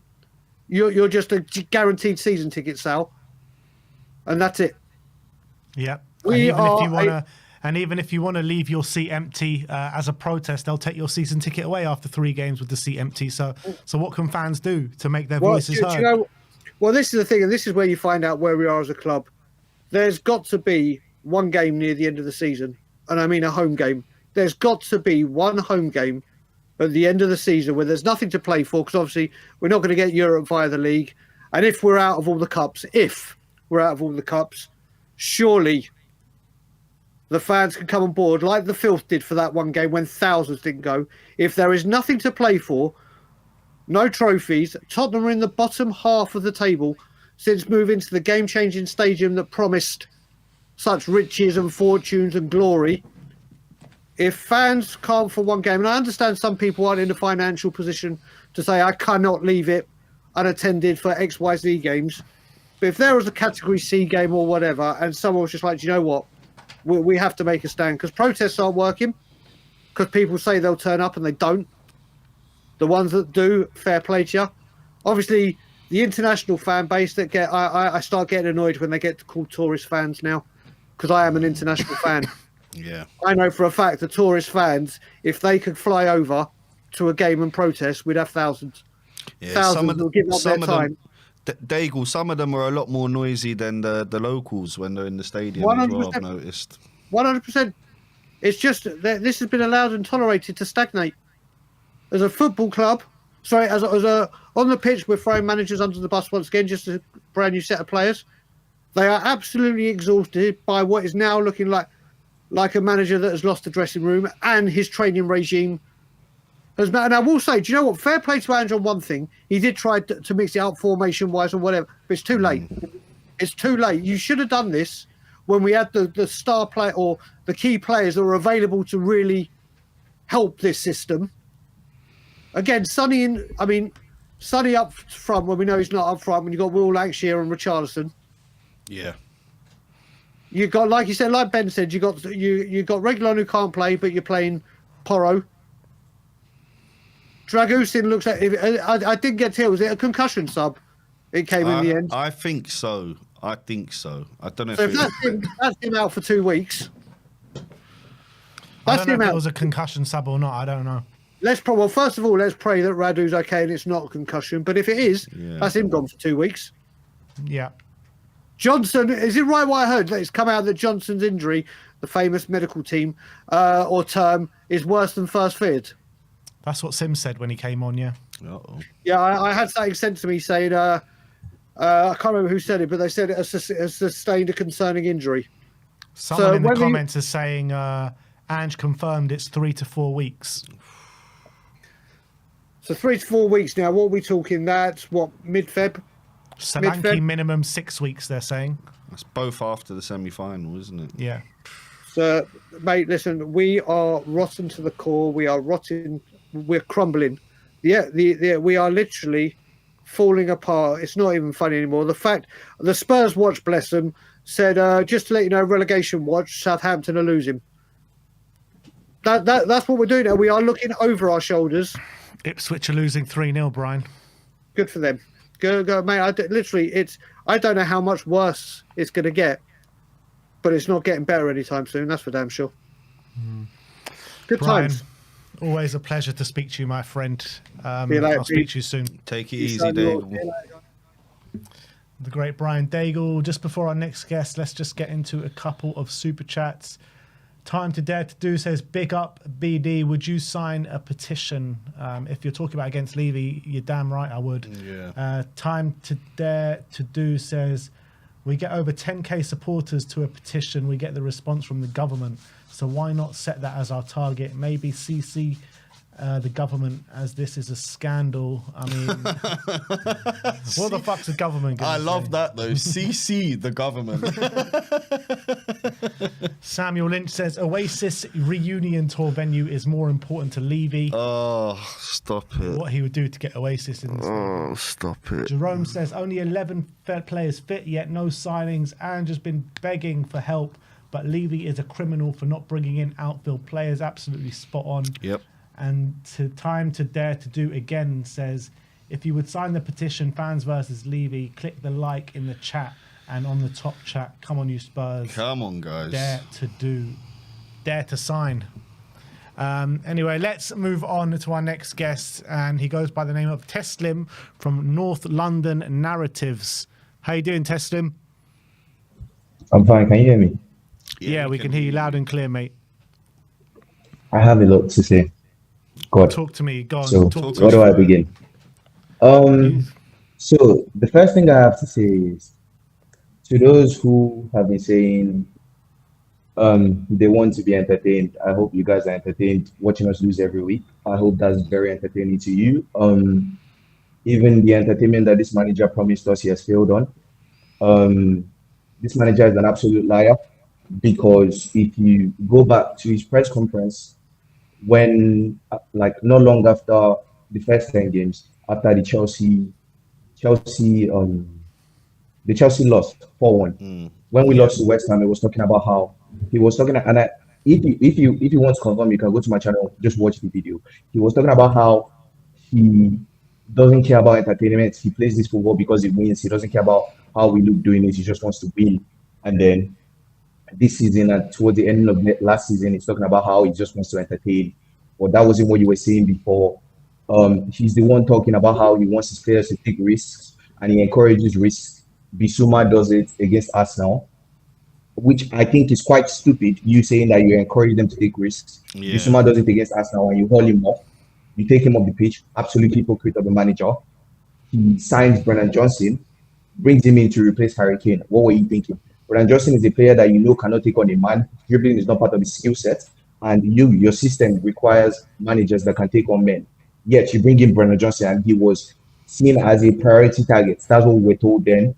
I genuinely think that this manager is not London Ten Hag, in the sense that I understand that Tottenham fans want to back a manager, but he's not the right man. And we've seen what backing Ten Hag um, has done to Manchester United. I think he has similarities with Steven Gerrard in the sense that everybody's saying, "Oh, Tottenham squad is not that good," and I'll come back to that. Everybody's saying Tottenham squad is not that good, but we saw how bad Villa were under Gerrard, and Unai Emery came, and then we saw a different team. I'm not saying Tottenham Hotspur squad is the best in sliced bread, but we should not be 15th, even with our injuries.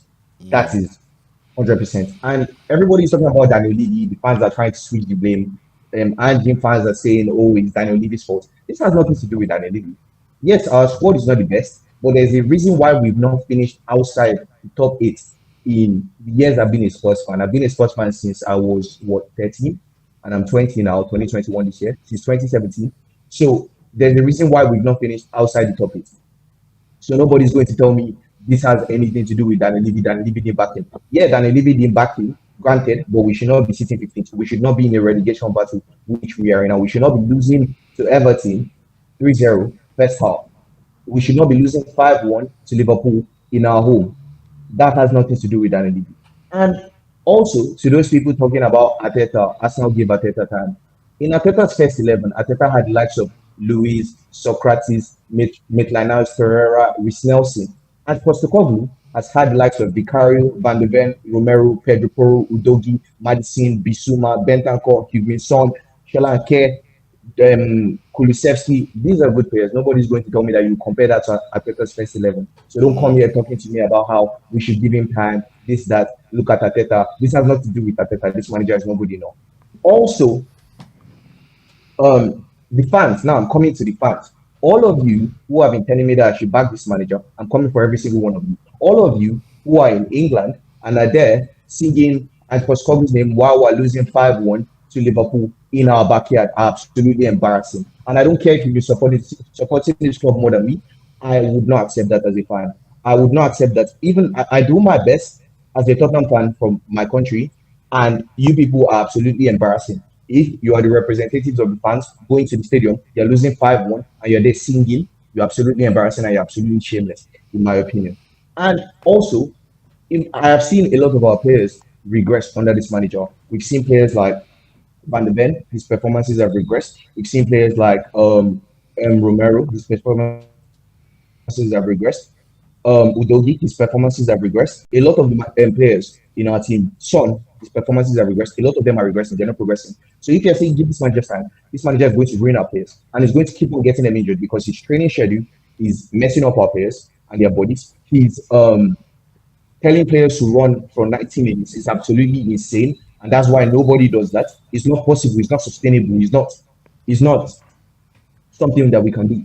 I gave up on this manager game week 2 of this season. I was backing this manager until game week 2 of this season. And everybody will look at me like, are you crazy? We won 4-0 against Everton game week 2 of the season. But the game we saw this season, first half were absolutely atrocious. And then we came second half and we beat them. And I was like, this is not sustainable. Because when we're doing this under Conte, everybody was calling us the second half team. And then when we're playing well in one half, playing by the one half under Ange, people were saying, oh yeah, but we changed stuff and we won. But under Conte, it was a different narrative. And I'm going to come to that as well. And now, so our scouts, Johan Lang, this man is an absolute fraud. Because I watched that in DIA today for Everton, and you're telling me that he signed that guy for 17 million and we signed Otterbeck for 25 million. Yeah. My God, that guy needs to be spanked out of our club. That man needs to be chased out of our club with a broomstick because he's committing absolute daylight robbery at this club. I'm not even kidding. He needs to be chased out of our club. He needs to be flogged out of our club because I don't know what he's doing there. And to those who are talking about how give him time, there's one thing I can say. Ange has been consistent with Tottenham under Ange. We've been consistently mid-table. And after the first 10 games, we were, or since the first 10 games, God bless Sava for this, we were 9th. And this season, I think we're 15th. So we are consistently mid-table under this manager. And I think I have enough data to show that this manager is not good enough for our club. I understand why Daniel Levy doesn't want to sack him because this is a manager who, this is his biggest job ever. This is the most salary he has ever earned in his life.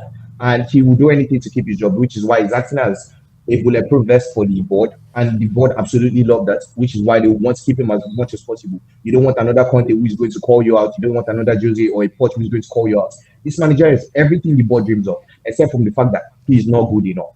So, which is why a lot of people, like me myself, do not understand why they've kept him so long. Well, I do understand. I see the logic in it because if I was an owner, I would do the exact same thing. From a business point of view, it makes absolutely so much sense. But now that we're facing relegation, this man needs to get out of my club. And I was even willing to keep him because of the cops. For now, just get him out. Just get him out. And I will tell you guys what I want. I'm sorry I'm going on a tangent, but I do have a lot to say. Keep going, Teslim. Keep going, Teslim. I'm enjoying what you're saying. Get it all off your chest, brother. Get it all off your chest. Now, the media as well. I'm calling out the media as well because I've called out the fans and I'm going to call out the media. The media are absolute hypocrites. And the reason why I say the media are hypocrites is because I don't know how Tottenham Hotspur have been in lower mid-table and the whole agenda or the issue framing, the agenda setting, because I'm a media student, the issue framing isn't looking at it from the angle of this man has done an absolutely horrible job. They are guiding him saying that he has had injuries. But last season, when Ten Hag had injuries, nobody was saying Ten Hag had injuries. Everybody was saying, oh, this man needs to get sacked. The only reason why Ten Hag kept his job last season was because he won a cup. And now, because the media like has cover him, they're ready to back him and protect him, which is absolute. That goes against everything that you are meant to do as a media professional. That goes against the very ethics of being objective as a media professional. So, and this is a course that I studied in the uni, so nobody can even tell me anything about that. But yeah, so that goes against everything, and they're absolute hypocrites. The English media are not doing their job. The only person that I can say has called out this manager for what he is Rory Jennings. Because I remember Ron Jennings saying this on TalkSport, you guys can go and check it. He was talking about how Tottenham Hotspur is lower mid-table, and he doesn't understand why the narrative around Ange hasn't been, oh, sack this guy. I don't understand it either, and I can't comprehend it, but it is what it is. The media are going to do what they are going to do. They're going to protect who they're going to protect. If they like you, good for you. If they don't like you, they will want you out of the club like they did for Antonio Conte. So yeah. What was that say? Yeah, the manager that I think is going to be able to do a reasonable job with Tottenham. So earlier in the season, I was saying I wanted Iraola, but I went to do my research on him because I wanted to know what I was getting. Because it's one thing for you to be following a club from afar and you're not watching them every week, and you're like, oh, this manager is doing well, I want this manager. And then it's another thing for you to actually look at what this manager does tactically and see how that fits with your team. And I think that's what makes a good relationship. It's about the fit. It's not about the manager's name. It's not about anything, which is why Maresca is doing a good job at Chelsea. It's about the fit. And I don't think that Iraola is a good fit for Tottenham Hotspur currently as the squad is. And the reason why is that if you watch Iraola, his wingers have to do a lot of defending. And I don't think that Tottenham Hotspur wingers can do that. I don't think that the likes of Son and Brennan Johnson would go back and work their asses off, like Semenyo does for his team in Bournemouth, which is why I don't think that Iraola is a good fit for us. The manager that I think would be an okay fit for us, considering what is available, is Thomas Frank. And the reason why I think that is because I think Thomas Frank is somebody that adapts to what he has. And also, we know that we signed players like what's his brother's name? Brennan Johnson and Archie Gray over Brentford. So these are players that Thomas Frank supposedly knew that he could work with. I know Brentford don't necessarily, I'm guessing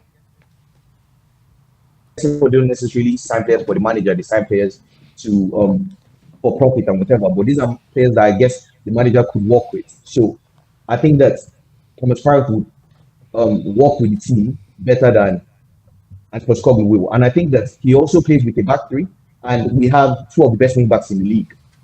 And we have very good defenders. If you don't tell them to stay at the halfway line and run how many yards back. So, or tell Heung-min Son, who is past his peak, to be dribbling from the halfway line, or sorry, from the touch line into the penalty box to score. When the amount of skill it requires and energy it requires, as well as the pressing that requires, he can't physically do it, which I think is absolutely stupid. Telling our right back and left back to stay in the number 10 position when they are arguably one of the best or worst shooters or passers we have in the team. I know Pedro Porro is good at that, but it is more sensible if you have your winger staying there and then your fullback staying wide, which is what most managers do. But as for Postecoglou, you can't tell him that. You can't tell Ange guys that. So whatever, try to defy every logic that has worked all these years and say, "Oh, this is the Ange way, is what we do, mate." Well, yeah, I'm sorry, I'm done with my tangents. You guys can ask me whatever you want to ask. What would you reckon about, you said Thomas Frank, what do you reckon about Marco Silva? I think he's someone I would take as well. I think I would even take him. I think I might even take him over Thomas Frank, but that's on surface level. I've not done my research into him, but I've done my research into Frank. So that's why, sorry, that's why right now I'm saying I'll take Thomas Frank, but I've not done my research into Silva. But maybe right now on surface value, I'll probably, or surface level rather, I'll take him as well. So, yeah. I love Thomas Frank. I think he's a fantastic Premiership manager and he's done an incredible job with Brentford. My only thing is, when you say he's available, I don't really think he's available because Brentford are way ahead of us in the league. He's got a fantastic connection with the club and with the fans. Why in the world would he want to join Tottenham Hotspur? I don't understand. Should I tell you why? Yeah, I'd love to know. Because the problem with Tottenham Hotspur is not the players. I get that the players have been playing badly, but it's because of this manager. You can't tell me that Tottenham Hotspur right now should be 15th, even with our injuries. You can't tell me that. Nobody can convince me that. And if you look at a lot of this season, everybody's saying, "Oh, our defenders are missing. Our defenders are missing." A lot of this season, we've had Sal, we've had Bissouma, we've had Son, we've had Shalake, we've had Kulusevski inside the lineup, and we've been saying that Achigre has been playing well. We've been saying that Jed Spence has been playing well. These are the defenders that are filling in. So you can't tell me that it's because of Van de Ven and Romero are absent that we are not winning games. Do you get what I'm saying? Tottenham Hotspur, under a better manager, will be higher in the table. And aside from that, majority of these injuries, and I'm not going to pretend like we haven't had injuries under other managers. We've had injuries under Conte, we've had injuries under Jose, we've had injuries under several other managers. But the reason for these injuries is because of how this manager is training these players. I mean, the degree of these injuries and the magnitude, the amount of injuries we've had, is because how this manager is training these players and because of how the manager wants to play football. You can't be pressing for 90 minutes. It's not sustainable. It's absolutely not sustainable. You have to choose your time to press. If you guys do your research on Iraola doesn't press for 90 minutes. He chooses his time. When you come to the midfield, that's when the midfielders press. He doesn't press for 90 minutes. A lot of managers, you don't just go there and run for 90 minutes. It's not sustainable. It's not possible. It's not physically possible. You're going to play 38 games in a season. You're going to play in FA Cup. You're going to play in the Carabao Cup. You're going to play in the in Europe. And that's why a lot of these managers, there was talk last season about how Arteta was being conservative with Arsenal, and then we saw the second half of the season, they went to an absolutely new level because they were trying to conserve their energy for the first half of the season so that they can go hard at the second half of the season. There's a reason why managers change the way they play. And this manager is coming here telling me that he wants to press for 90 minutes. How does that make sense? How does that make sense? Like, how does that not defy? Bro, I don't even know what to say, man. I don't want to be disrespectful because he's an elder, but it makes no sense. It makes absolutely no sense, in my opinion. That's my opinion. In my opinion, it makes no sense. Teslim, Yeah. appreciate the call. Thanks for calling in today, my friend. And hopefully we'll speak to you soon. No problem. Take care, guys. Take it easy. Take it easy. That was Teslim. A lot of facts there he was speaking, lot. to be honest. A lot. Let's keep going, guys. Let's keep going. We got Ryan. Ryan, how you doing, Hi mate? guys, yeah, good. Can you hear me? Yeah, we Can can hear you indeed. loud and clear. Where are you at with it all? Ange Postecoglou, the rest of the season. Talk to me. I think this is probably the turning point for me. I think if you've got a gun to my head, I'm gonna say I'm Ange out now. I've What if tried. I don't have a gun to your head? I probably would still sack him. I mean, like, it's just getting to the point where like I can't defend it. I can sit here and say, oh yeah, we play nice football, and you know we started last season really well. There's things to see, but like that was 18 months ago. I mean, like we look at it now, we are genuinely going to slip into a relegation battle, and just because we're called Tottenham Hotspur doesn't mean that we can't go down. And we've genuinely got to really think of something here and try and fix it, because it is becoming a very real possibility. And how we do that, I don't know. For a long time, I was saying, "Call sack Ange," but then who is your answer? I don't want to sack Ange and then be saying Ryan Mason till the end of the season. I want to sack Ange with a plan. And to be honest, I don't know what that plan is, but I think at the moment we've just got to, even if we can just get a couple of wins on the board just to make sure we stay in the league, I think that's got to be the priority at the minute. Do you think, like Sim was saying it and I was saying a bit in the instant match reaction, do you think the course of action could be from now to the end of the season get like just a firefighter manager just to ensure our safety in the Premier League, and then reassess our options in the summer? I think it could be from Levy's perspective. It really could be, but I don't know. I was before today. I mean, today has really made it hard for me to justify Ange's position. But before today, it was a case of if you sack Ange and you get someone in for 6 months, there's not going to be any value in those 6 months in terms of we're not going to progress. So I was always of the opinion that, well, if you just stick with Ange, it could be risky, but the reward is so much higher. We could win a trophy, and then we're all probably not moaning about how bad the league form has been. At the moment, I look at those firefighter options, like you say. I don't really know who we could get. I mean, people are saying Sean Dyche, I think, just for a laugh. I mean, that's never going to happen. Come on. And I think if we sack him, we've got to get someone in who we feel can lead us forward. And I look at all the options. Harry Redknapp? I mean, yeah, we could wheel him out. Yeah, Out of retirement. yeah. Well, I genuinely don't know what to say. I mean, like there's I suppose there's so many people we could say, but like I just don't see. I just think why would you just basically throw the towel in the season? I mean, it was just a couple of weeks ago that we were, elated with the Liverpool win, and we're, ready to take on the second leg, and now here we sit and question the manager, and rightly so. I mean, I don't think that's enough to keep him in the job, but I don't know what the value is of a short-term fix. I think we've got to really try and use the data focus that we've supposedly got to try and find a solution to the manager. And it doesn't and I think people are turning their nose up at the fact that we're looking to the Bournemouth manager or the Brentford manager, but I mean, I look at I mean, even if you look at Chelsea, I mean, Maresca won the championship, and he's got them sitting just outside the top four. I mean, if we were sat just outside the top four, I think we'd be pretty happy with that.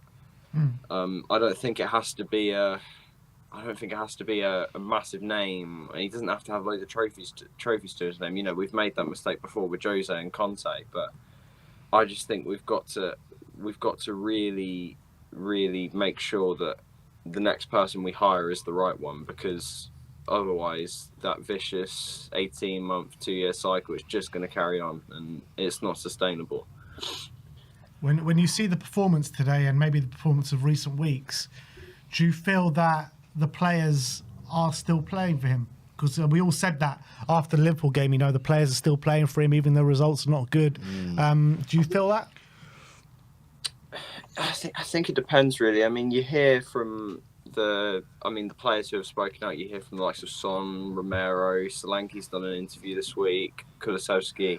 It does sound like they are really behind the manager, but I think what you hear in an interview versus what you see on the pitch, I mean, they're never going to sit down in an interview and say, you know, we've lost belief in the project. You see it on the pitch, and I mean, I think Kulusevski's trying, but he's knackered. I don't think it's fair to say that some of the players aren't trying, like Son. I mean, Son is probably as tired as all the other ones are that we might give a little bit of praise to. But I think all of the youngsters who have got a point to prove, they're the little shining lights at the moment. You've obviously got Bergvall, Mikey Moore, Archie Gray will be at the own goal today, but I don't know. I would like to say yes, because I think it's a much different group of players to the ones that got past managers out. There's not many left standing, but I don't know. I don't know, because at some point they've got to realise that, you know, they might try and get this guy sacked, but, you know, if they keep on trying and we stick with him, we might go down, and then they might be stuck in the Championship, and they definitely wouldn't want that. So, Well, I think big decisions from Daniel Levy. Do you think he will pull the trigger after this game? It's hard to say. I think the fan reaction kind of it. I wouldn't be stunned if he did. But then saying that, I mean, you look at the likes of the managers we've sacked before who were in such better positions. I mean, I'm thinking of Bournemouth away earlier in the season, where the fans were really, really, really harsh at the end of the game, and like, you know, I think, you know, he would have sacked him then. I mean, he sacked Jose when he was 5th or 6th. He sacked Conte in a similar position. I don't know if you sack him now. I mean, it's too late. It's too late anyway. It doesn't. I think Levy is kind of, I guess, kind of strapped in to stick with him, and I personally think that we're going to have to stick it out a little bit longer, possibly until after the Liverpool game, to see how the cups go. But I don't think we can kind of say, hope for the cups, because, you know, league's what we play most of the time, and the league form definitely doesn't look like a team that's going to win something. But here's one for you, Ryan, a crazy scenario. We end up 17th in the league, but we're in the final of the Carabao Cup, and we get to the final of the Europa League. And I don't know what happens in either of those finals, but we're in that situation. Would that be a successful season for Ange? I think it depends on who you would ask. I think lots of people would say all they want is a trophy. I think for Ange, if you listen to what he says in the press conferences, just one trophy for him isn't success. He wants sustained success, but, you know, I don't know whether he's really earning the time to try and achieve that, because it doesn't look like we are. For me, if we were 17th, but, you know, we won a trophy, I mean, at this point, my focus would go to the cups and just try and do the bare minimum in the league, because we're not going to get anything out of it. Yeah.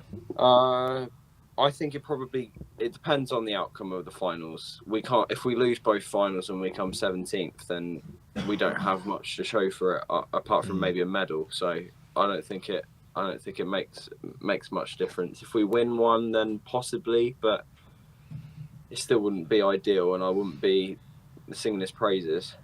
Although, if it was, say, the Europa League, that would qualify us for Champions League. So we technically have a Champions League spot and a trophy. Yeah, I mean, it could be. Yeah, I think, obviously we get into Champions League.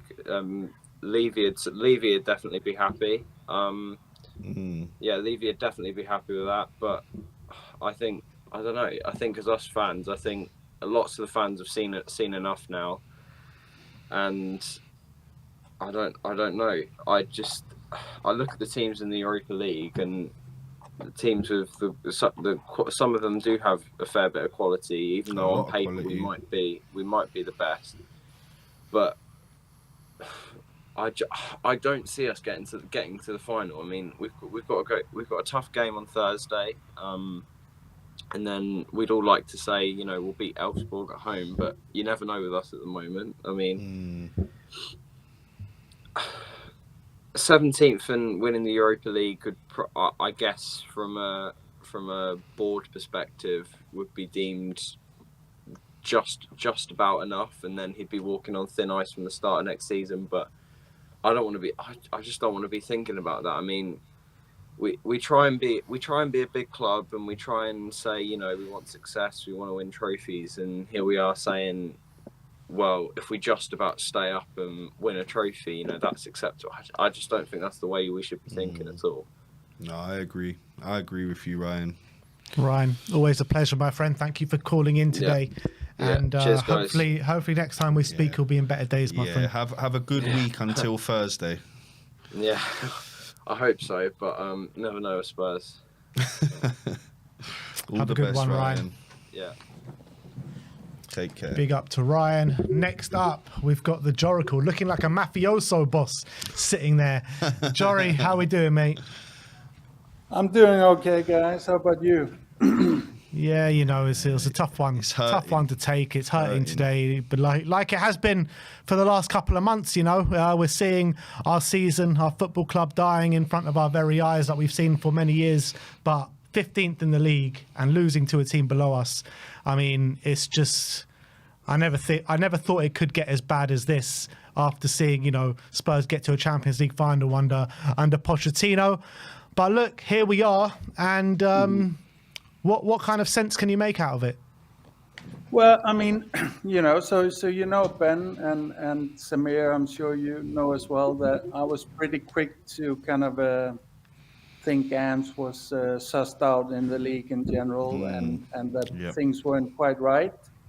I went through a whole thing where I basically became convinced that we're not going to get any silverware or whatever, which is maybe what we were focusing on at that point with Ants. However, at one point I kind of turned also and became strongly Ants in, because I thought because like this fan base and this club is so split and so broken by the drought now, that I thought, okay, what's the lowest denominator for success? What's the lowest that I can say can be success? And I said to myself, well, that's going to be having a project, defining a project, and completing that project. Whether it's going to be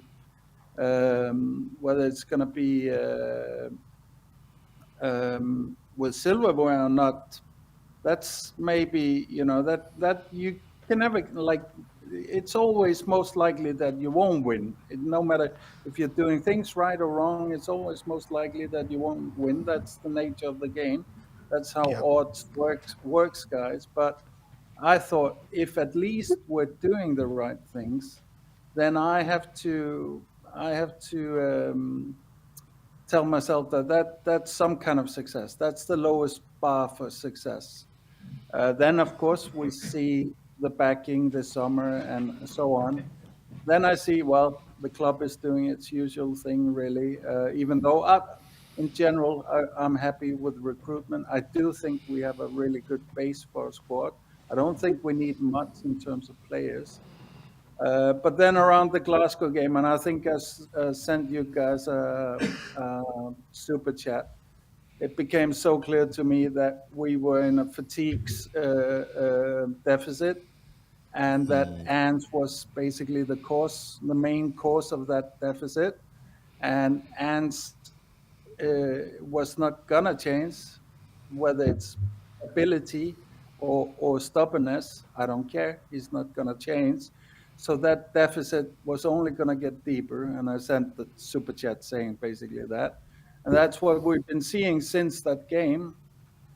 So for me, that kind of concluded the project. I thought, well, even though I don't care about any kind of tangibles this season, he himself is sabotaging his own project. He is not going to get out of the hole that he has made for himself in this project, which is the injuries. The injuries have been, we've known for a long time that we have a SOS medical department. A good thing with having Ants here is that it's been called out and brought to the front in a higher regard than it's been earlier. But the other part of it is that it is Ants that is at the root of these injuries, and his methods is at the root of these injuries. That the fact that he's not gonna manage his resources is for me that's my super chat earlier today, Ben, which you didn't quite understand. Is like management 101. One of the very basic things you need to be able to do is manage whatever resources you have. Okay, leave it doesn't give you the right place, leave it doesn't give you the time, whatever. You need to have skill to manage that to the best ability. And I think we can all agree that this management of the resources that Ants has been given is the worst we've seen since, I don't know. Like I haven't even like this. I need to go back to a period where I wasn't following Spurs to be able to find something comparable. We're talking about in decades that it hasn't been this bad. And I like everybody knows, like I'm Levy in big time, Levy out big time. So Be careful there, Jory. Be careful there, Jory. my head is spinning right now, but so that's not the question. We know what we have in that regard, and also to the hardcore Levy outers, which I have a lot of sympathy for, but. Once the whistle goes, I think, at least for myself, I fill myself with deluded hope as everybody else. I want every wanting game. But once the whistle goes again and it's over, I need to go over what's happened. I need to try and think about that in a deductive, rational way. I can't just be in this cold state of mind that no, I don't want to see it. I don't answer the Messiah, or front foot football is the Messiah, or entertainment is what is the great thing in football. Like for me, by the way, this is one of our really big weaknesses as a club. Is this? We've always been a very entertaining club, and we've always had this front foot football, and I love it. That's why I fell in love with us in the first place. But this has become an excuse a long time ago, and it's the biggest excuse for not pulling through when the grid is needed, when the kind of hunkering down and getting through it is needed. And also I think it also reveals how big a part of our fan base doesn't understand football enough. I'm sorry to say it. I don't want to be one to prop myself up and throw other part of the fan base under the bus, but there's beauty to defending, there's beauty to game management, there's beauty to so I have never been a guy that thought Conte ball was awful to watch. I thought that's the best ball we've played since Potts was the end of his first season. I loved 100%. when Agreed. I loved when Mourinho was able to come up with a completely different plan, and it worked for 2 games or 3 games. But he was always very limited in resources. But he came up with plan after plan after plan. I love to see that from a manager, and so on. I could go on and on and on.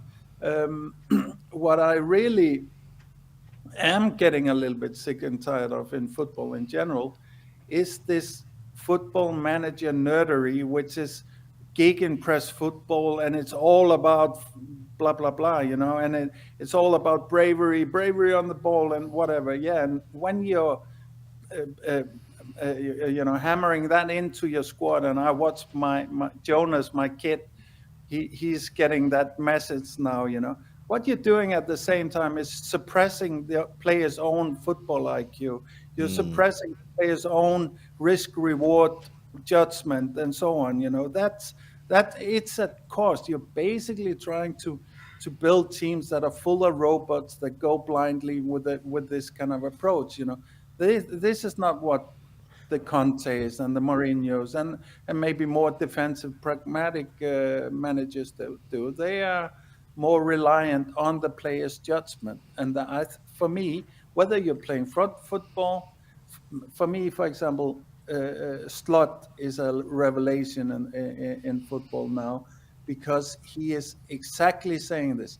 Yes, we need to be able to play the gegenpress and whatever, but you need to make a call.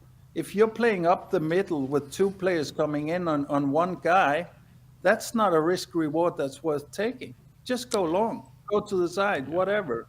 But if you have the space, do it, and we break through the lines and we do the gegenpress, and so for that part of our fan base, I'm done with that. I don't even want to engage with that discussion anymore, because has this been more entertaining than the whole tenure of Conte and Mourinho? No, it's been a lot less entertaining for my part.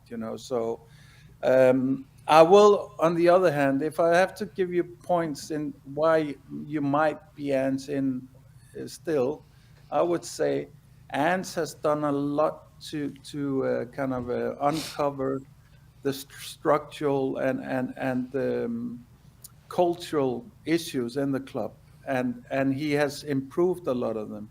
I will also give him, whatever doesn't kill you makes you stronger, but we're now in a period where it's actually killing us. So, but I will give him Archie Gray, Bergwell, having been part of this period, will definitely benefit them a lot down the line. But we're now in a place where we're going into becoming where people are going to make a completely new definition of Spurs. We've for a while now had this tag on us that we're really a mid-table club with a top 6 appearance. We have the clothes, but we're not the man, basically.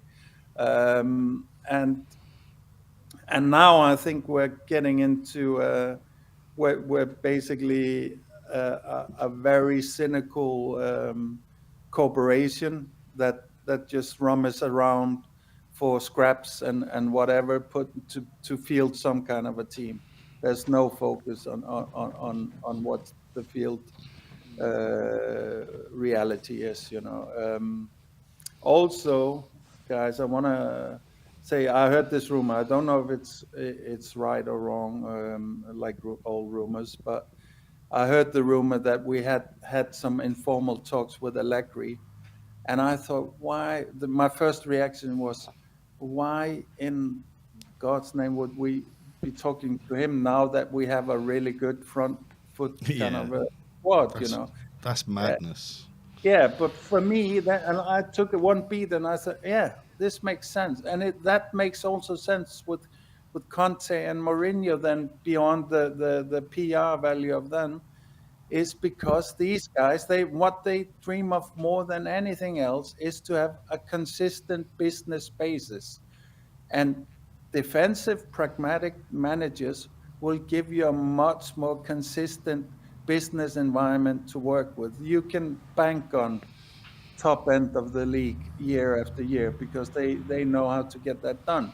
You won't win anything in our case, but you can bank on like take Simeone or something. I actually believe that Levy would go for Simeone if he didn't think that he would be basically dragged out of the office and strung up on the next pole or something if he tried it, but I think that makes sense in my view that these managers are actually higher priority from the board, but they went this way.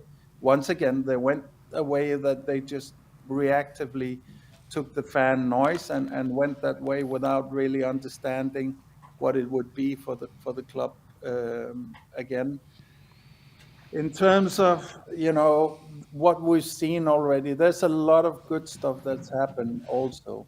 So I do think there's a lot to be salvaged still. I'm most fearful that we're going to lose players in terms of injuries, in terms of belief, in terms of wanting out of the club. We've already heard a little bit of worrying sounds around Kulusevski, even though he's not going anywhere. I do understand that. But if he's subjected to another season of this kind of club running, then he will get there eventually. Romero is there eventually. Porro will eventually get there. And so on. So then we're back to square one. Now we actually have a foundation that with 3 or 4 players and a manager that has the experience at this level, we can re-emerge as the club we were, and hopefully go beyond that as well. But now we're talking about getting back to what we were post Potts. We're not talking about getting back to Potts levels. We're talking about getting back to Mourinho levels. Get it back to 8th in the table. Well, way off, way off. Yeah, it's madness. It's absolutely madness where we are. I mean, it's clear where you're at with Ange Postecoglou, but when do you think Levy will actually bite the bullet and say, look, enough is enough? I mean, I'm expecting the news just any minute, really. I mean, I think if he doesn't get fired tonight or tomorrow, it's not because they don't want to do it. I've thought for a while now that the board wants to do it. For them, it's an absolute red line that there won't be extra games next season. I thought they would have done it sooner, actually, but I understood also they didn't do it because there was too big a part of the fan base was Ange in still, and the players were still also to some extent backing him. I think in regards to the players, in terms of if they're playing for him or not, you guys have been talking about it. I think they really, really like the guy, but I also think they don't really believe him, not especially the senior players. The younger players, they don't have the experience to know the difference. I think the senior players, they know this guy is out of his depth. And so it doesn't matter how much you like the guy. This is kind of like, you're at war. You really like your captain, but you've watched him send, half of your battalion into the certain death with no real plan, And now he's asking you to pop up and go over the lines. And it's like, I don't know. I'm just going to go over to this next rock here and settle in there. And that's kind of the football we're seeing. They'll take opportunities if they see him, but they're also kind of not dying on the attack as we saw at the start of his tenure. And I don't think, like to get back to the question, I think if they don't fire him now, it's because they deem the optics to be too difficult now. It's because they're worried about the blowback. It's not because they don't want to fire him. They want to fire him. They've wanted that for a while, I think, to be honest. And that once again explains our window. We're not signing anybody, guys, because this is the next thing that's happening. The whole Moani thing, I took that right away. I should have given you a super chat on that, but I took that as a Levy smoke screen. both for Ants and for the fans, because they don't want to do anything in this window. They want to see how it goes with Ants now, and maybe not even that. They want to buy time till they get the next manager in. So Well, yeah. happy days, Jory. Happy days. We hope for better Yeah. days. But thank you for coming on once And again. and Ben, I might even be in London quite soon. I don't even know if I want to go on. Maybe to meet you guys. But that's about it. I'm not dying to go to any games at this moment. But yeah. Just tough. message me, Jory, when you got your plans I sorted. will give you a heads up once if I get some dates in. Yeah, I will do that, Ben. Big up to Okay, you, Jory. guys. Nice. Great show as well as always. Take care. Thank you. Take care, Jory. All the best, mate. Come on, you Spurs. Come on, Tottenham. And we keep going, guys. How many guests do we have left? 3. 3 guests remaining, and next up is Aaron. How you doing, Aaron, mate? Hey, how's it going? I'm okay. How about you? Yeah, Getting through it. just getting through the day, Getting through really. it. Getting through the day. Yeah, what did you make out of that game today? I was, when the third goal went in, I kind of didn't even have a reaction. I just went on my phone and started messaging some people saying, that this is pretty much it. It was. I can't say the players aren't playing for the managers, but I do have to say they're being lazy. They're being, really lazy. Like when Son was one-on-one with the keeper in the first half, and we lost the ball, and I'm just like, you just don't do that. Like you got to be faster. You got to be more clinical. You got to think faster. It was just a lot of bad decisions. Madison was making bad decisions, not playing it to the right players they need to play it to.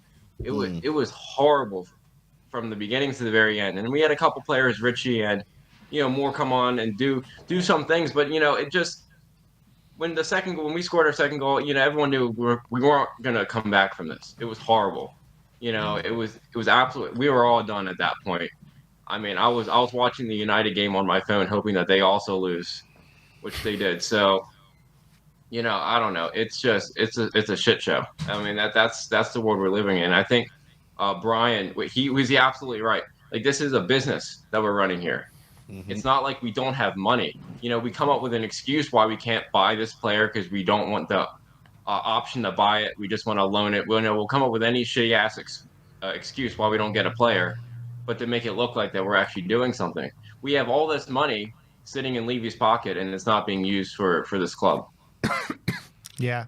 It's being used for the business. The Yeah. hotel's going to go up. Exactly. Be sure of Hotels that. will keep propping up. Yeah, The be sure of gentrification of Tottenham High Road will keep happening. Yeah. But the playing squad is going to take the ultimate hit. And you're looking at the wages being spent 7th highest in the Premier League. And when you've got a stadium like ours and you're as rich as we are, it's never going to be good enough. And you can see where it's all going wrong at this football club. And, that's Daniel Levy, and that's the problems that we've been in for a very long time. But in terms of Ange Postecoglou, is he the right man for the job? I don't know. I like his when he talks about the soft play that he wants to play. I like how it sounds, and when we play it the way that he wants us to play it, it looks actually really good, and we can win games. And I think the problems that we're having now aren't even injury related. They're just, I think it's a laziness issue that we're having on the field right now. Like you can be injured and still work your ass off. Like you can be tired and still work your ass off. And I don't see that. I don't see a lot of the decisions that are being made on the field. You can look at Ange, he's confused at half the stuff that we're doing. Like you can tell this is not what he's teaching in the training sessions or in the tactics room. Like this is like we're like a completely different team than when we were playing a year ago. We've forgotten the high press. Like we've just completely forgot how to do that. We just don't do it anymore. And it's just there's no excuse for that. If you can't do it, then get your ass off the field, and say that you can't do it. Don't continue to, go on the field and say that, you can do it. Like Son in the interview last week, saying that he agrees with Ange that we're not pressing enough. And then we go today and he's still not pressing enough. And I'm just like, what the hell is going on here? It's a lot of talk. And I feel like my life is in loop every single week. You know, there's a lot of hope going into the game, and then we get shat on every time, and it's just horrible, horrible, horrible, horrible. I like Ange as a person. I like him as a coach. I like what he says, but the results, you know, it's a results-driven business at the end of the day. So I can't say I'm Ange out because I don't know who the hell we're going to bring in. I don't trust anyone to come in and do a good job. We're a poison chalice. Yeah. Yeah, it's hard to disagree with that, mate. It really is hard to disagree. And, you know, we're falling deeper and deeper and deeper. Surely at some point, with the results, with the way they're going, they will have to bite the bullet and make a change. Yeah. Oh, absolutely. I mean, it's going to like, obviously, if we get demoted, it's going to happen. Like, that's the latest that it will happen. And if you want to see a busy summer window, watch a window when we get demoted. All the players that are leaving and, you know, I don't even want to know what a summer like that would look like if we get demoted. Do you think relegation is a serious possibility, though? I think it is. I think it absolutely is. I hope to God it isn't, but the way that it's going, I don't think we can beat anybody. We can hardly beat Tamworth. Yeah. I mean, I would trust Tamworth to beat Everton today over us. Yeah. Oh, Aaron, you made me feel a lot better about the situation. I made myself feel worse. This is supposed to be a therapy session. We're supposed to make people feel better. Yeah. I'm joking. Aaron, thank you so much for calling in. Really good call. Yeah, thank you so much. I appreciate it. Take care, Aaron. All the best, mate. All right, last couple of calls. We're going to Carlos. We got Carlos on. Carlos, you're on mute. There we go. There we go. All right. All right, yeah, Carlos, how you doing, mate? Not too bad. Yeah, we're very good. We're very good. How are you, boys? Yeah, you know, just going through the motions, my friend. Going through the motions. It's been a hard day. Oh, it's been a very horrible day, mate. It's been a horrible season. Let's be honest. To be honest, it's been a very horrible 5 seasons. Very true. Very true. But it seems to be getting worse and worse and worse and worse. But sum me up your thoughts on where you think this club is going and where you think we're at. Oh, mate, it's just downhill, isn't it? To be fair, honestly, I love Ange. Yeah, I love Ange, but the tactics, they're not right for the players. He's probably got 3 players that are right for this tactic. Do you see what I'm saying? Like, you've got like Mickey van der Ven. Yeah. You've got a couple in midfield that are perfect for his tactic, but all the rest, it doesn't work. Like Son, look how down Son's gone because like the change of tactics, it's not working. Like, I love him as a person, but he's got to go. It's not working. It's not working. It's so stubborn that he's not like changing up. He needs to be a little bit more defensive. You can't just go gun ho and expect us to, like, you know, with what we got 8, 9 injuries. Yeah. And more keep dropping off. More keep dropping off. We're saying Brennan Johnson 4 to 6 weeks. Solanke 6 weeks. You know. Dragusin now with a Dragusin. We've got players dropping like flies still. No, you can't. That's what I'm saying. You can't keep running like your tactics like that, knowing that your players are dropping like flies. You've got to, like, right, okay, we're gonna have to like hold back and just hope get Tiki 1-0 or 0-0 or something like that, because we're just losing games. We've lost 12 games now. Yeah, I think it's 12. Yeah. Mad. When's the last time we lost this many games in like this time? I don't know. I think it must be close to a Premier League record. I think the last time it was back in the late 90s when we're back there. We're literally back in the late 90s. We are. It's ridiculous. We're Tottenham fucking Hotspur, man. Sorry, my language. It's all right. You know what I mean? We are. We're Tottenham Hotspur, man. We're not no small club, man. We're meant to be a big club. Yeah, and you know they're talking about Spurs in an actual dogfight to stay in this Premier League, which in my lifetime has been completely unheard of. Do you think we're there, or do you think, you know, we're too good to go down? Right, we are too good to go down, but we are in it. We are in it. Fateful last words, Carlos. There, mate. We are in it. We are in it. I know it's hard to say, but we are in it. Like, I've been all day, like since the result. I've had text messages. Everyone's just ripping the piss. Just saying you're going down, boy. Oh no, I can't be having this. It's horrible. It is. It's not. We're not going. Right, we're not going down. We're not going down. Obviously, Sim. He loves the old Ange in, doesn't he? But he's got to change his mind now. He's got to change his mind now, isn't he? Sim drinking the old Ange juice. Yeah, yes, he loves it, doesn't he? Let's have a little sip of that, son. How are you boys feeling about it? What are you thinking? Me personally, I don't know, man. I think as the games progress, it's getting more untenable and more untenable by every loss that comes. I mean, we've actually got something to salvage here because we're in the semi-final of the Carabao Cup, still in the FA Cup, still in the Europa League. But if we keep churning out performances like that, the season will be over in a flash. So I don't know. I can't see how we carry on with him. I just can't see it. Yeah, and he's got to go. He's got to go, hasn't he? I think, Carlos, if we have a plan B, if we have some kind of thing up our sleeve here that we can get him out and bring someone in who's going to take over until the summer and give them a shot at the free trophies, we might have a better shot than keeping this guy around because he's just run these players into the ground. And I think they are showing fight. But half of them are out on their legs. That's 45 minutes. There was no fight whatsoever. There was no fight. They are, and I appreciate that most of the players have come through and they said, "No, we're backing Ange 100%." Yeah. But if you're not getting the backing from the board, well, then what's he?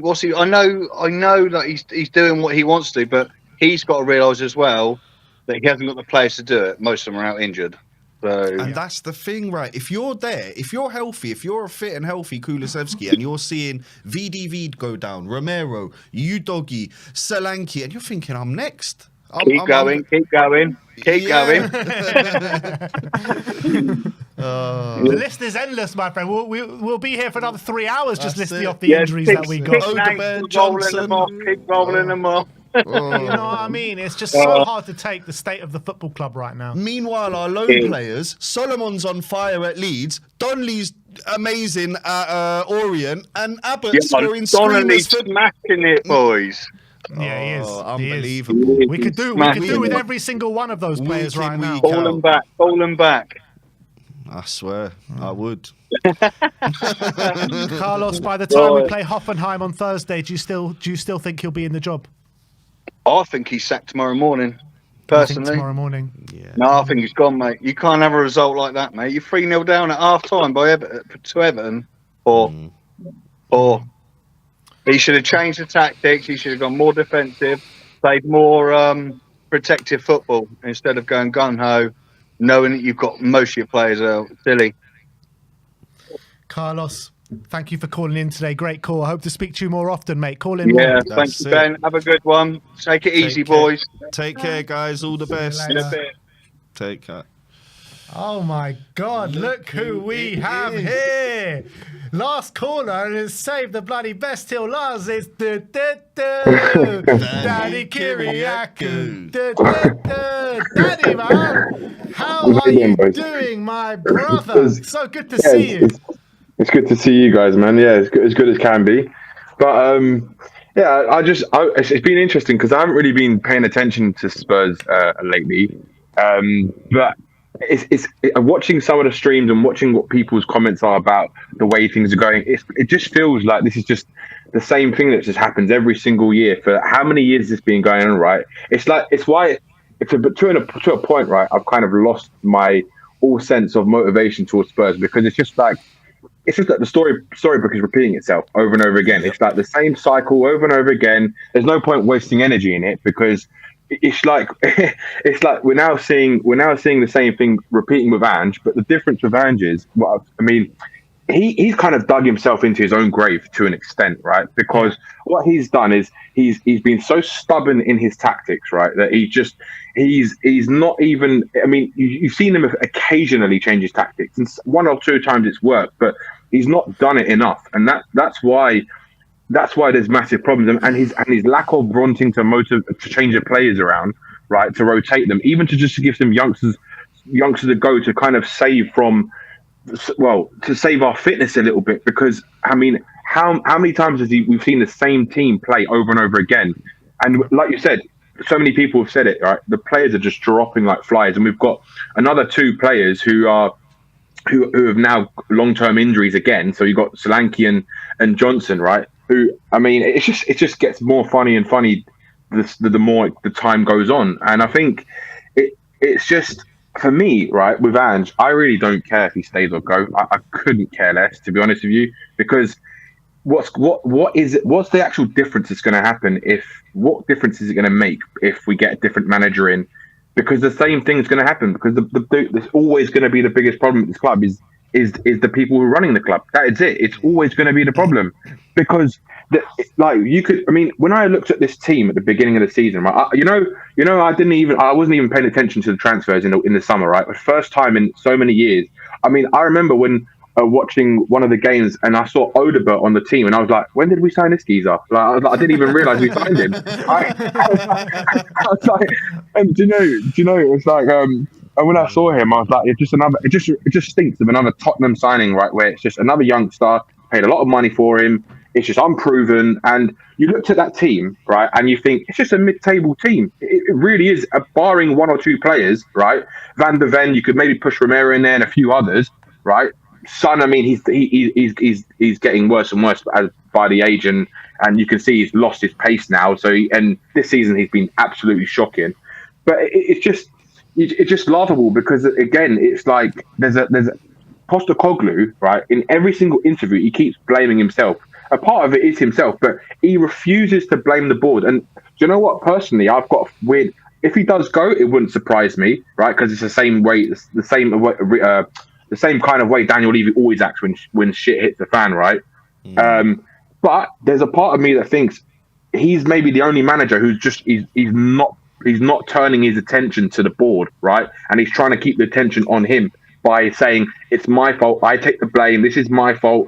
And maybe Daniel Levy likes the fact that he's just kind of like being the yes man that Daniel Levy wants. And this is the thing where, and the other thing I've got in my head, it could be that we don't see him sacked until the end of the season, if he's even sacked, right? Is that, just to play devil's advocate, do you not see it as a thing where, kind of like when Arsenal were going through their shit with Arteta, right? And every single Arsenal fan was calling for Arteta's head. I know he's won an FA Cup, but he has, let's be honest, he's got them to a much better place than where they were before he came into their club, right? He actually got them competing for the title, right? So you could argue and say, do you not think Daniel Levy's looking at that and thinking, that's what I see my vision for Ange as, right? Even though we know as Tottenham fans that it's never going to happen, because he's never going to get the right backing that he needs, right? But at the same time, do you not think that the way he's trying to make the fans see it as is that's what he wants them to see? Because we all know, I mean, the people who really know what Daniel Levy's end game is, it's never to be ambitious on the football side of the club. It never is. It never will be. That's just how it is, right? And fans need to accept that reality. Unless they want to change it, they have to do something about it, right? Because it's never going to change. It's just literally as it is. Like, I think you both you boys were saying earlier on how the Newcastle fans had to wait so many years to try and get Mike Ashley out. And if Tottenham fans really want to change something, it has to change with him, because he's not going to change his model, right, for anyone. Because let's be honest, right? Let's actually sit here and be honest. Next season, if we finish, say, I mean, I know that Carlos before was saying about how we probably won't get relegated. He's probably right? I think we won't get relegated. I think we're too good to be relegated. But we are in a relegation battle, like he said. I think we're close to it, right? Now, if you look at the end of the season, just say we finish 15th at the end of the season, right? What's going to change? Do you think the season ticket prices are going to go down? No. Do you think? Yeah, they'll probably go up, right? Do you think they'll sell out all the season tickets? Yes. So why would he change it? Why in earth would he change it if it's going to continue in that way, right? I'm actually. I mean, I haven't been once this season. I've got a season ticket, and I live in a different country now. I'm back in London, but for the minute, but. I'm actually contemplating now not renewing my season ticket, because it's like, what's the point if we're going to keep seeing this same cycle over and over again? It's nothing's going to change, and fans are getting more annoyed. I mean, let's be honest, right? Who is actually going to come into this club, right, and actually want to manage this club? Because let's take it back to when Ange came into the club, right? Who was the manager that they really wanted to try and bring in? It was Arne Slot, right? They really wanted to bring Slot, and Slot said no, he didn't want to do it. And he obviously made the fucking smartest decision because he's a smart man. Because how many managers now are looking at the Tottenham situation and seeing how Daniel Levy runs a club, right, and seeing how he treats the managers and how he backs them. I mean, he's got rid of two of the best managers in this time at the moment, or managers in terms of Conte and Mourinho and what they've won and stuff like that, right? He wasn't even. We weren't able to win anything under those managers, and they both capitulated. I mean, we sacked Jose Mourinho before a final, right? 5 days before a final because of, well, I'm not going to get into that, but he done that, right?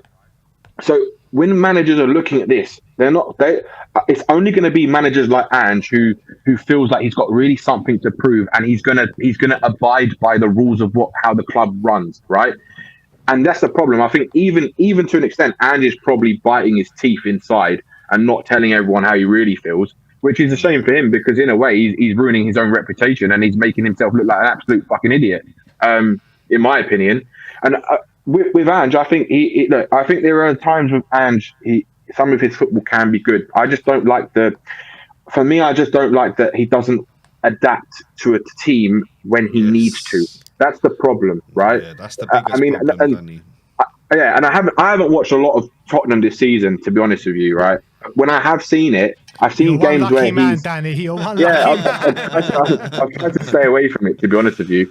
I've got enough on my plate as it is, but do you know, when I have seen some of the games, some of the good games and the bad games, in the good games you can see like that it's like when the players are up for it and everything is right and the players are fit, it can work really well, right? The tactics can work. We can demolish teams when we want to, but the problem is that we don't have enough. It's always going to be the depth as well. We don't have the quality in our team as a 25-man squad or 23-man squad, what you want to call it, to actually play this way consistently. That's the problem. We can't play it consistently. You know what it is, Danny? I feel like Ange is unable to get these set of players, these set of players up for the usual games. You know, the Ipswiches, the Palaces, these kind of games. And I feel like big time. Where I don't know if he's a good motivational manager, because that's what his reputation was coming into the job. That he was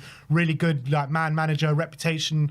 Getting his players up for these games, but it feels like the only games that we get up for are, the Man Cities, the Liverpools, the games in the Cup, Manchester United. But those games, they don't need a manager to get your motivations up for it. These games speak for itself, don't they? Like, the players get themselves up for these games. So, in terms of motivation, I don't think Ange is doing enough on that sense. I don't think he is, but let's be honest, Ben, right? This all, to me, in my opinion, right? This comes down to the atmosphere at the club, right? We've seen in the documentaries, you've seen in interviews that Daniel Levy sits there with the players and eats as if he's their friends. They had this before, was it the last manager? They had that social group where they had the players, a few players in the squad that were talking to Daniel Levy and talking to the manager and having this kind of communication between the players. And it's like Daniel Levy wants the Tottenham players to be his friend or something like this. And it's like the problem is what that does is it doesn't. There's no kind of structure or kind of boundaries in the club, right? In terms of ambition, in terms of what the club are actually striving for, because the problem is, it's like anything in life, right? If you don't have a goal, if you don't have something to strive for, then what's going to give you motivation? Really, honestly, what's going to give you motivation? Like, for example, your channel, you want to strive to make it better, so you're gonna put things in place to try and make it better and better every year you go on, right? It's like anything in life. Whatever it is you choose to do, you're always going to try and do things to try and make things better because you have a goal of where you would like to be, and then once you've achieved that goal, you want to try to get to the next goal. What are Tottenham's goals? Because the club never ever come out every season. They never come out and say what their goals are. All they say is we want to be competitive. All right, what is competitive? If we're what the striving goals to are, be, Danny. Let's be real. We know what the of goals course are. we know what the goals are, but it's like are the goals to be competitive to play in the 15th position in the league? Then if that is what our goal is, then we're actually smashing it right now. So do you know what I mean? Our goals So is it's to make as much money as possible. The gentrification of the area of Tottenham. Yeah. Build hotels, build as much revenue as we possibly can, and just about maybe get into the top 4 if we're lucky. That's what our goals are. It's pretty much, and the worst thing is, I just find it hilarious that when like I said, when I saw that team at the end of that window, right? I mean, even into the season after it started, and I saw it, it was just like, I was like, how are we going to finish in the top 10, like with this team? Because a few injuries, especially with the squad that we have, it's not good enough at all. But even with a few injuries, we were gonna get into a mess. And now we've got like half of our team are injured basically, and most of our first team players who play week in week out are injured. Right, pretty much. Well, most of them are, and then the ones we are using, we're using so much that they just run into the ground. And then you've got other players who are playing but are just out of form because of so many other reasons, and it's like all an absolute mess. And I don't really care if Ange stays or goes, because we all know what's going to happen. I've said this from the day that Ange walked in. I said that once Ange leaves, for me, I'm done anyway, right? Because that it was my last straw to see if Tottenham were going to actually build a project, which I know they weren't, but it's just that false hope that all Spurs fans have inside them that it's never going to lead to anything, right? Every 18 months we have it, Danny. Every 18 months. I mean, my feeling, right, was what's going to happen is Ange at some point will probably end up getting sacked, whether it's now or end of the season. If it's during the season, Mason will obviously come in, right? And then I think what will happen is Spurs will struggle to get a manager in, and then Mason will be made permanent manager. And I think that's what will happen, right? And I think that's where we are right now, personally. And I don't want to bring the bearer of bad news. I'm trying to be a bit more realistic, but it's just like I can't see anywhere. I can't see anywhere where we're in the next couple of years we're going to be on an upward trajectory with a project that we're actually trying to strive to actually win something or compete, or even just to compete at a higher level. Because the problem is that they keep going for the typical Spurs kind of philosophy is these young, like, hopeful players that we can maybe turn them into superstars and sell them on for a fee. And it's just, we've become that club again. I mean, and the thing is, we're not even buying players that we're spending way too much money on average players, in my opinion. And like, I mean, I know Solanke's all right, but 65 million is a lot of money for him. Brennan Johnson, 50 million there. It's just, it's 100 and something million pounds for 2 players who are average players. Let's be honest, right? These are the players that are only willing to come to us because these are the players are the wages that we're only willing to spend. That's another problem, Ben. That's another massive problem, is that we have the money, but because of our stupid wage structure, players don't want to come. Because I mean, we've got other clubs at Aston Villa that have got a bigger wage structure than us, and they can offer players more money, and it's like, how do you expect to even compete with those teams, right? If you can't even offer them the same wages as those teams, and it's just it's ridiculous. And then you've got issues where players like Son are getting older, and you haven't replaced him. You haven't even probably thought about how you're going to replace him, and it's ridiculous. Honestly, it's actually a laughing joke, to be honest. Tottenham Hotspur is a joke. It is what it is. But it's like I can't see where they go from here, to be honest. And it's just we might as well film it, because it could be end up being a series if we end up getting relegated. That'd be a funny story. Imagine if we end up getting relegated. Another revenue stream for Daniel Levy. Just film the everyday life as a documentary every day for Tottenham Hotspur. Oh, it'd be hilarious, man. Did you ever watch Dream Team back in the day? What, the one with the Newcastle with No, there was a Sky One sitcom on like a football team called Harchester United. No, I don't think I did. Did you watch that? Daniel Levy should do that on Tottenham and get him some extra revenue streams. Anything he can get his hands on to turn it into cash, he'll do it. That's his motto. But yeah, I mean. And Danny, meanwhile, Danny, he's got this reputation as a good businessman, And I was saying to Ben earlier, no good businessman signs any type of contract that brings Ndombele to the club for £60 million. So all this about him being a good businessman as well. It's all an illusion Timo as Werner well. twice. Timo Werner twice. Yeah, It's all an illusion. A lot of it is. It's always been like that. I mean, like when I was listening to some of the podcasts and when they're talking about like Jory mentioned it with Kolo Muani, I was laughing my head off, and I saw certain fans actually thinking that we're going to get someone like him in. Like I mean, come on, we signed Brennan Johnson and like Timo Werner on loan twice, and we're going to sign Kolo Muani. Like, what are you living in? Like, honestly, like that's our level with Timo Werner. That is where we are, right? And do you know what? That's where also Ange has to take blame as well, because for him to accept those type of players shows it shows as well to us that he is being that yes man that a lot of us thought he would be, right?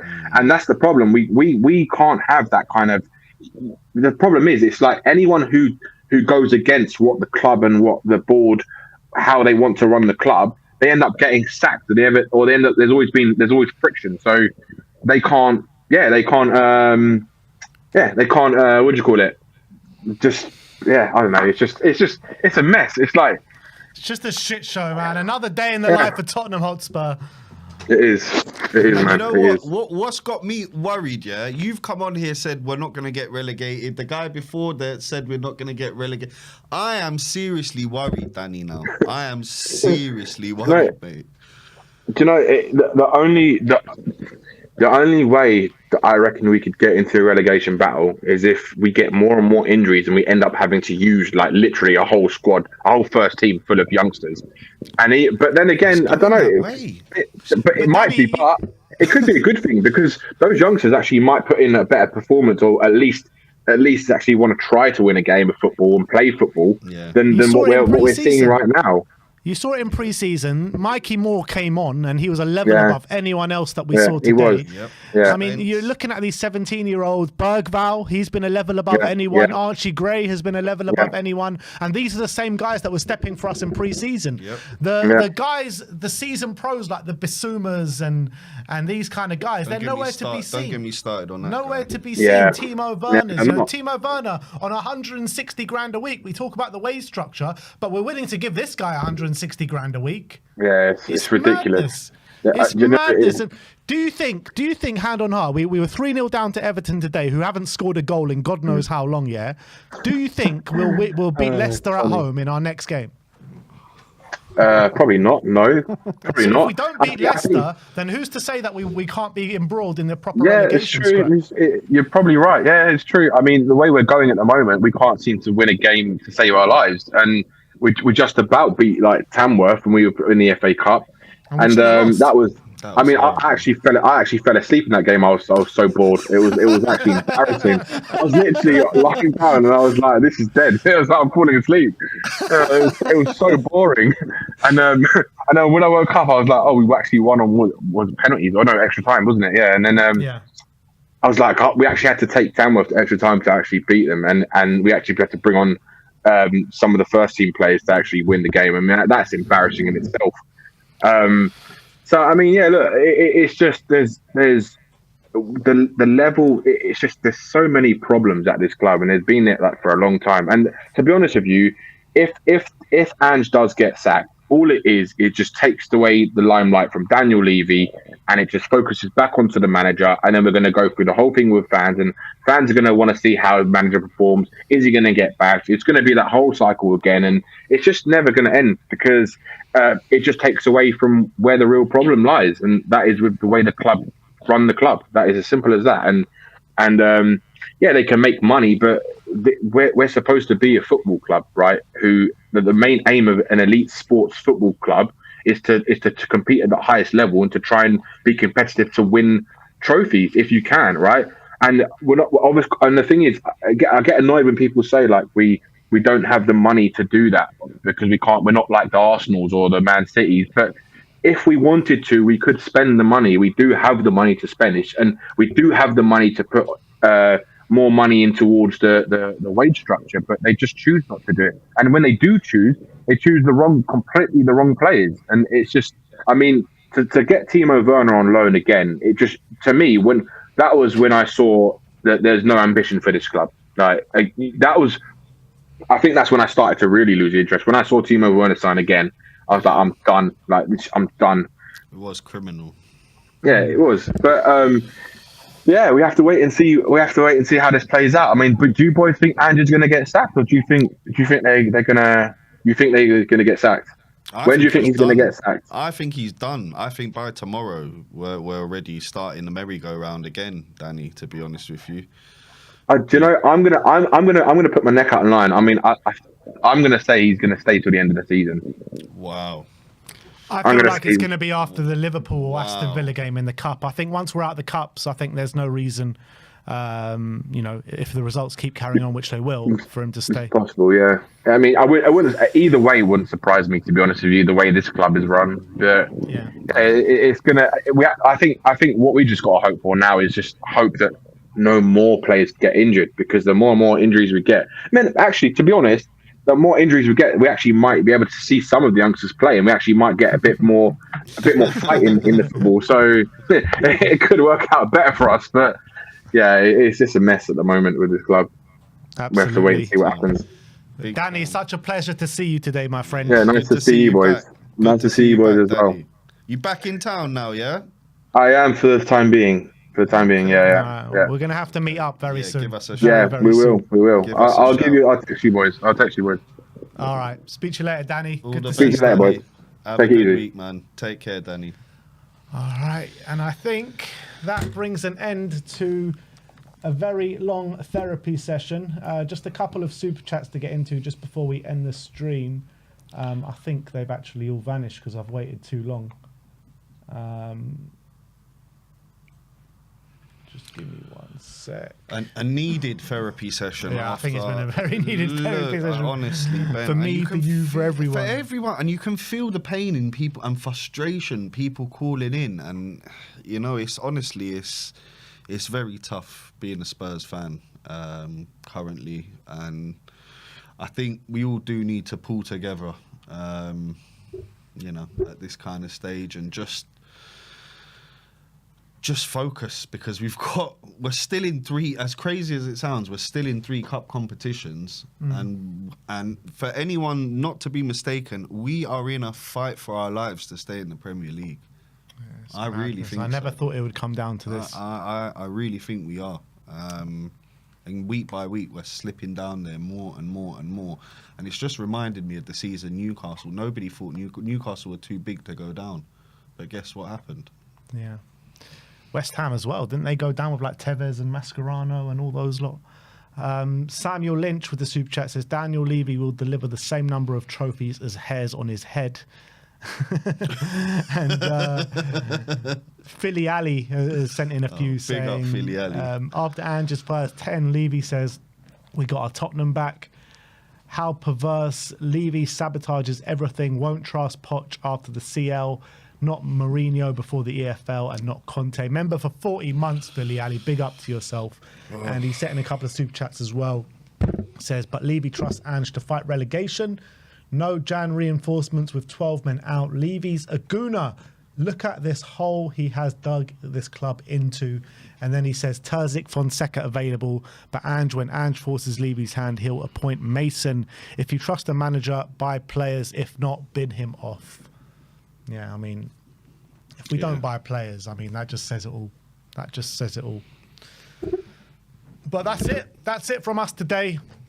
3-hour fan show. So big up to Amir for sticking around for the long haul, people.